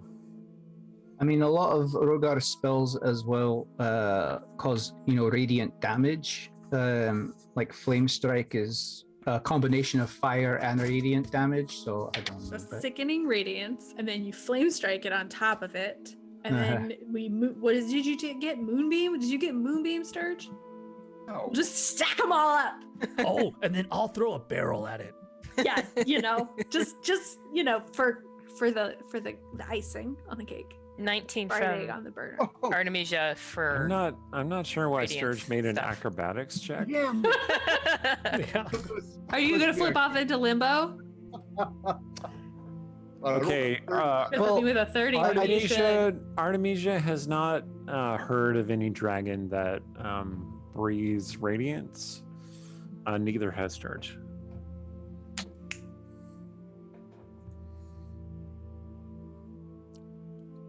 Okay. Okay. All right, So so I you, think- yeah, Wait. you think, okay, you receive a sending this time from Shay. Stong does? Or who? Yes, Stong does. Oh, okay. And it says, I have returned to Westgate, I have returned to Westgate, and and you are free, you to, are free to emerge whenever when you want. Want. All right. Let's go get Ask ourselves her- an Agrol. Ask her Before where she is in Westgate, so we know. Well, we could just. Oh. Well, I mean, so Um, Artemisia has to take people out one by one. So whoever she takes first, then we'll just know. So you can go first if you want, Sturge. Sure. Rogar, are you gonna do something? I was gonna say, since we've all just kind of woken up and we've still got our sleepy faces on and stuff, he was going to, give his inspiring leader like sermon for the morning, so that you each get 13 temporary hit points for the day. Very nice. 13. Nice. Okay. Celia is so wired, she's actually listening. But, and also Rogar was tossing and turning quite a bit last night, and he's feeling guilty, so he apologizes. It's like, Sturge, I'm sorry for like suggesting you touch the goo. I think I was a little out of line there, but Can the rest of us hear this? Or are you doing it privately? yes. No, I'm doing it like at the end of my like inspiring leader speech. Like the whole time I'm doing my inspiring leader speech, it wasn't so much as inspiring as like distracted. And he says, I think I need to apologize to all of you. I realized maybe I put you all in danger. I think I know why I haven't seen the Bugglewumps in a while. Mhm. And I'm a little embarrassed, but I think maybe like Shay's creature, they were somehow a manifestation out of me, of my like guilt and pain, maybe, of because I've been suppressing my desires and my happiness for so long because of what they told me. And I just know that since I found Ruin and let myself be happy, I haven't seen them. And the only reason I'm even saying this right now is just because I think that we barely survived fighting one of those creatures. I mean, I've put you all in danger a couple of times when the Bogglewumps manifested, and I just know that this goo is here, and anyone could potentially manifest it. I feel like we just need to find a way to defend ourselves against it or banish them in some way. And I don't know how when I was with Ruan, that seemed to banish them. So I hope that's why I wanted to try Sturge. I guess I wanted to understand it better, but I think it's a good idea if we have that defense against it.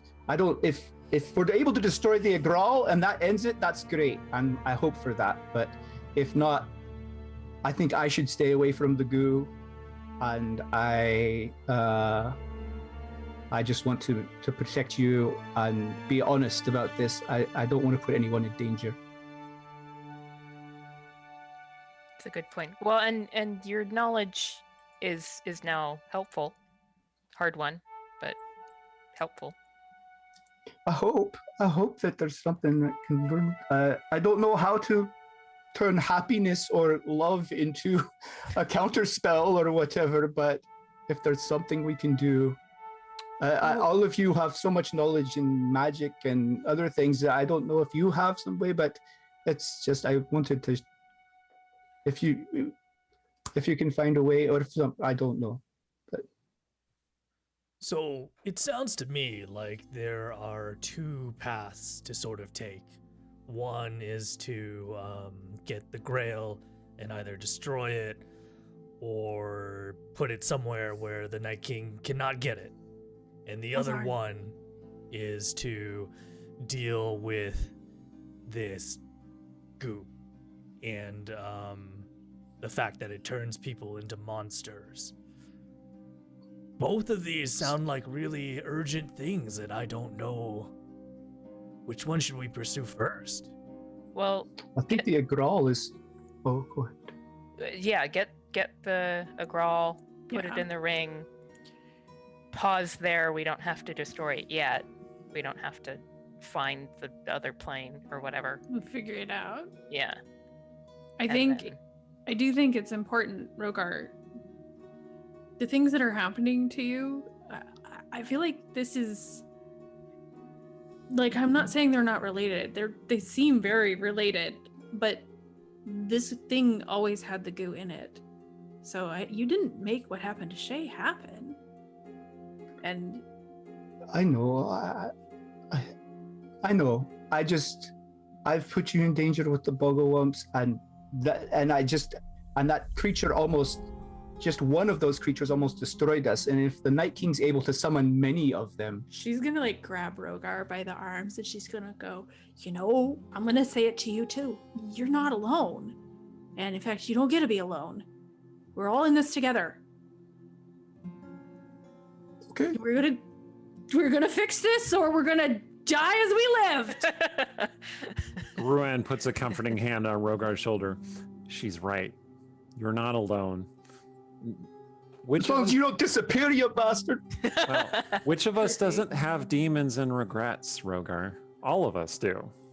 Possibly not Sturge. Jury's out. And that's why it's so dangerous. I fear. I worry. If this, I'm just scared. Well- Stong's good. Oh, sorry. No, go ahead. I was gonna say, well, we find the Agraal and we destroy it. We have that solved. We don't even know if the Night King really has a supply of D'Ambrosia. And then third option we didn't discuss is we just, stab it in the eye. It's possible. Can't do a ritual with a knife in your eye. Usually. That's a good point. And maybe we trick Illyra into coming into the ring with me, and then she has to answer our questions about the Night King. Not if the Grail's in there. Also. What if we put the Grail? I mean, I think you're doing this, Artemisia, but I mean, you made a pocket room for people to sleep in. Maybe you make a pocket room for the Grail behind the fireplace or something. I mean, and she's gonna go over, I assume that if she, goes over to the fireplace now, she can, pull a lever and there's a little, hidden pocket. Does it happen to go to You the plane just of positive energy? You just wave your hand and an opening appears in the stone. Blinding light comes out. If only. You think given some time and focus, you might be able to do that. You generate a little flash of light, but it would take some time to create an actual portal to the plane of radiance. Man, okay. Yeah, But- get on that. Yeah, she's actually gonna say, I think, I could maybe, do something with the radiance from here, that plane. That's handy. Oh. So. That would save that whole trip to Mount Doom. So great. 'Cause Maybe I'll work on that. Step one, we gotta go get that Agraal and see if Fayne, picking her safe house attached to the sewers probably is a good idea. You should be careful, Lilton warns you, about where you make portals to, because radiation from one of those planes does not simply stop at some point. It continues to leak through if there's an open portal. Hello, Raiders. Hey. Hello, chuck the Agraal in and throw your ring into the sea. Yeah, can't no I problem, close it again? Only if you, well, perhaps. I'm merely saying be careful. Okay. Fayne says, are we about done with all of these feelings? Yeah. Because if we're back in Westgate and I can take you to my safe house, I'd much rather do that. Yes. Let's go. Wonderful. Perfect. Okay, how do we do this? Well, so Artemisia is going to start taking people out. Sturge first, I thought. Okay. Sturge, and then Fayne last. Okay. Yep, you appear outside in the main sitting room of Briar House, where Shay seems to have left the ring. She's not there when you come back out of the ring. She's like, I'm tired of waiting for you guys. I don't know though, Song. Can you make sure she's okay with ascending, or are you out? Stonk could definitely send to her. All right. Well, we'll cover that elsewhere. If you would like to know about Shay's adventures during the time that the Irregulars were in the ring, Allie might be sharing that with you at some point. So, watch our Discord for that information. Okay. So yeah, you all come out of the ring. Artemisia, you take Fayne out of the ring. Yep. Okay. She gets out into Briar House. She's like, oh, I never thought I'd be so grateful to see this place. Right, let's make for the Rotten Root. Yeah, let's go. Let's get this over with as soon as possible. I mean, you people are wonderful and all, but seriously, please don't do that to me again. While we are traveling, Stong is going to kind of try to subtly glance at Ruan, and then at Sarshan and Cecilia, and then at Ruan, and then at Sarshan and Cecilia. Like, is there an insight check I could roll as to, like, if there's anything going on? Like, does Yeah, Ruan go ahead and make seem an insight check. comfortable around them? Go ahead and make an insight check. Please be good. Well, and Artemisia wasn't there, but Ruan was very glad when we switched topics, like at one point, to talking about the books. I forget what we were talking about immediately before the books, but Stong, Ruan seems pretty, laid back like usual. You're not really picking up anything weird. Does a 12 give me any read on Sarshan and whether Sarshan is also comfortable? Right. You pulled Sarshan out of the ring when he still had a feather floating around. Yep. What happens is he immediately grasps his head and takes a huge load of psychic damage. Oh. we're Sarshan. So, yeah, So, he took where is he? 17 psychic damage, Okay. which wasn't so bad. Yeah, better mean, than like Cecilia's three not happy, feathers at but- once. Cecilia's not happy. Aaron's like, it's so good. So, yeah, his nose starts dripping blood, and he's like, this is nothing. Nothing. I can do that. Okay, Rotten Root. So you're headed through the streets. Fayne has resumed. Okay, question. Did anyone give Fayne back the Golden Orb, or does Shay still have it?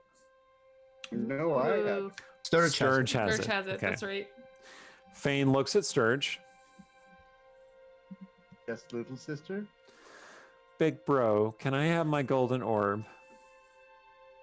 But you gave it to me when you got that new ring. The ring doesn't do the same thing as the orb, dummy.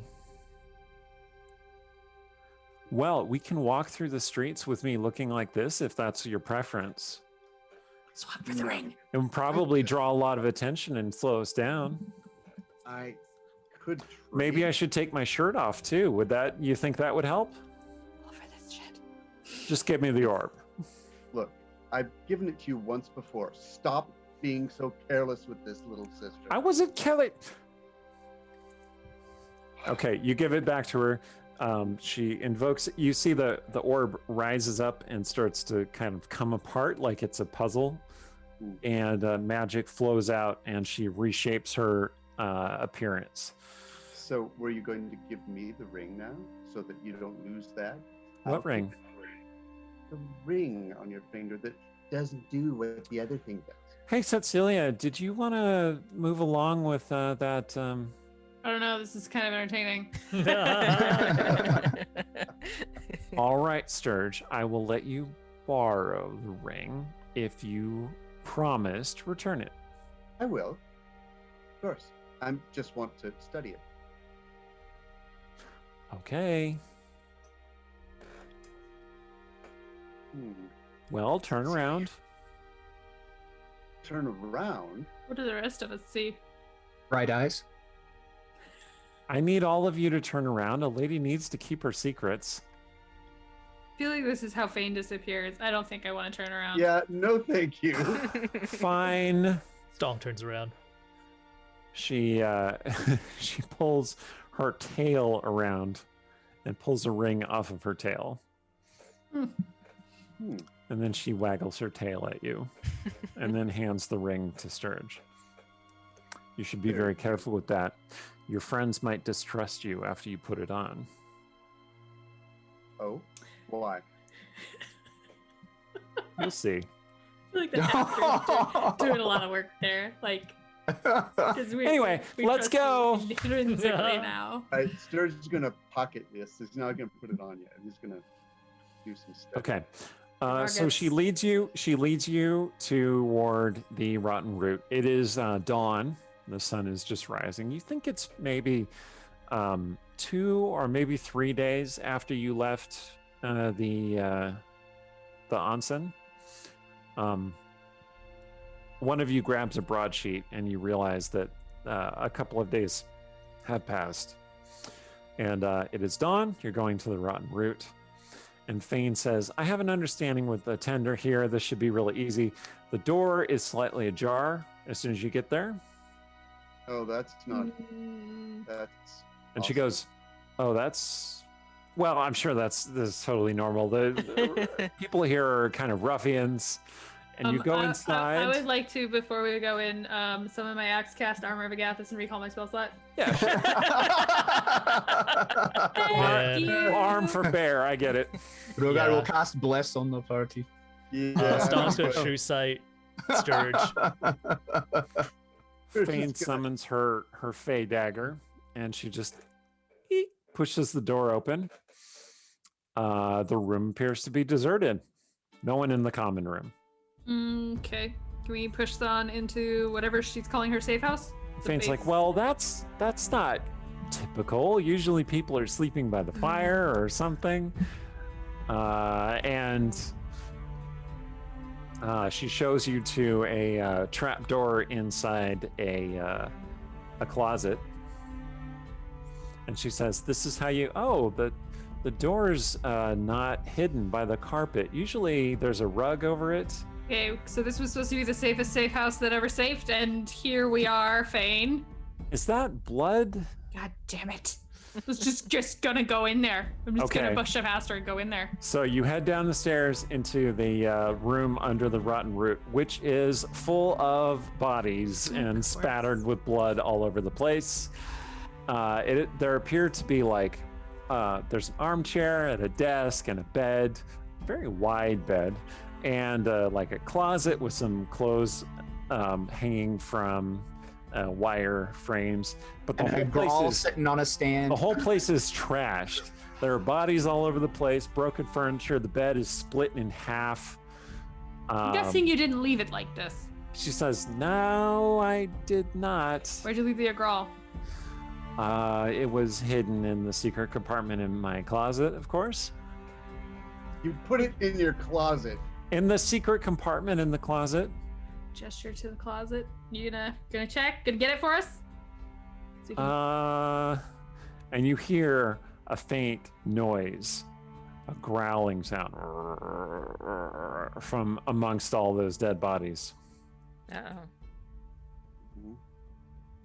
Does it sound familiar? Like we fought various undead in the past? Make a Does it sound perception like any of check. them? Okay. I'm gonna go straight to the closet and look for a secret compartment. Okay. And Sturge, make an investigation check.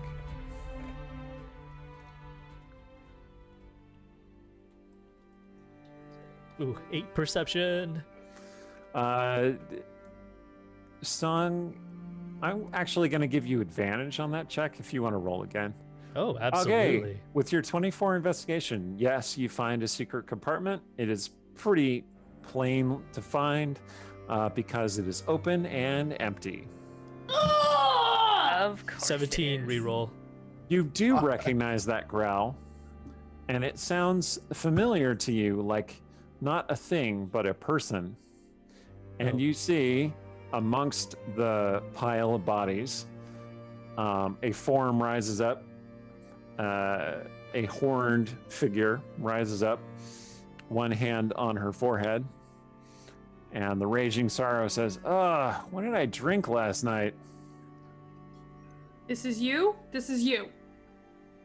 She says, oh, hi. No, hi! Where's the Hello. Agraal, Sorrow?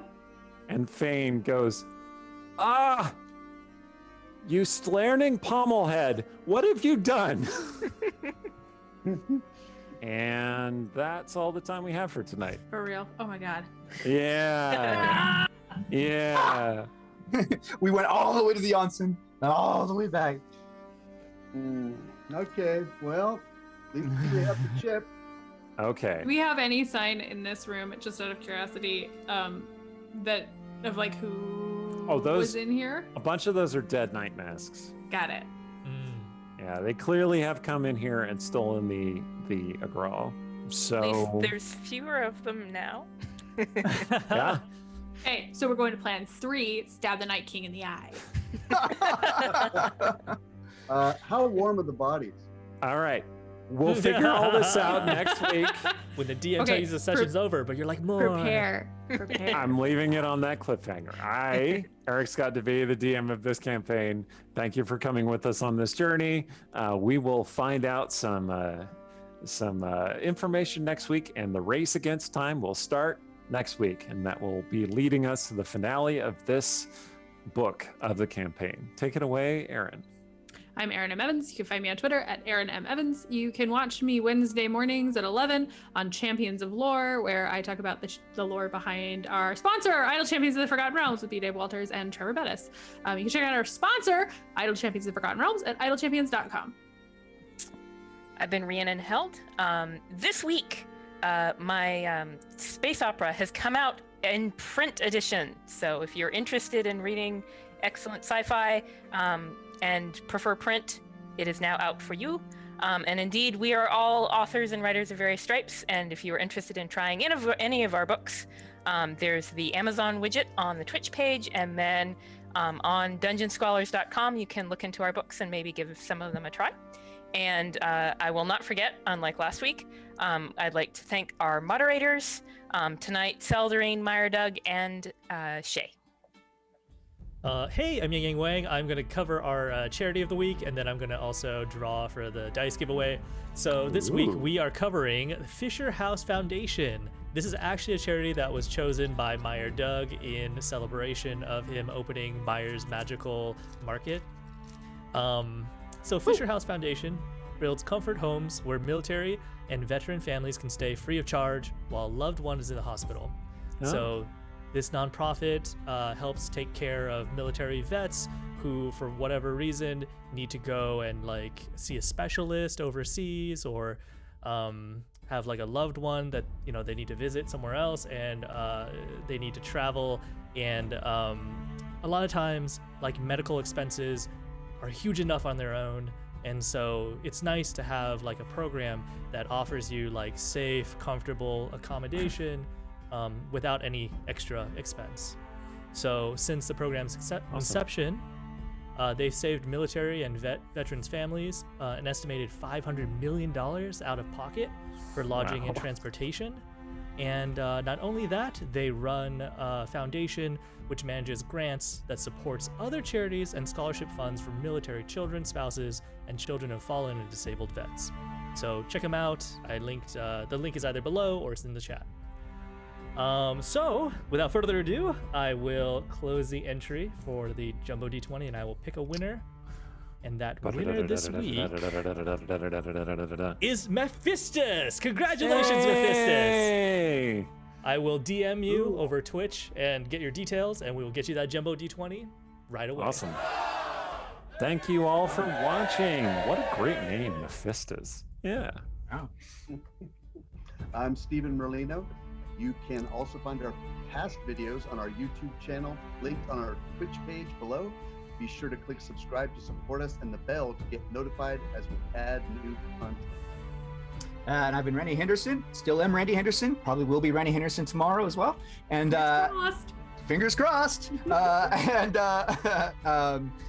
The adventure continues over on our Discord. Hop on over, join us. We chat about the show, about our hobbies, about gaming in general. And of course, we're all authors. We talk about writing, our favorite books, and have some fiction over there as well, related realms-inspired fiction related to the Adventures of the Westgate Irregulars. So check that out, and check out our website as well for bios on the players, characters, recaps of all our past episodes, everything you need to jump in and enjoy the show. So thank you all for joining us tonight, and until next time, stay scrawly.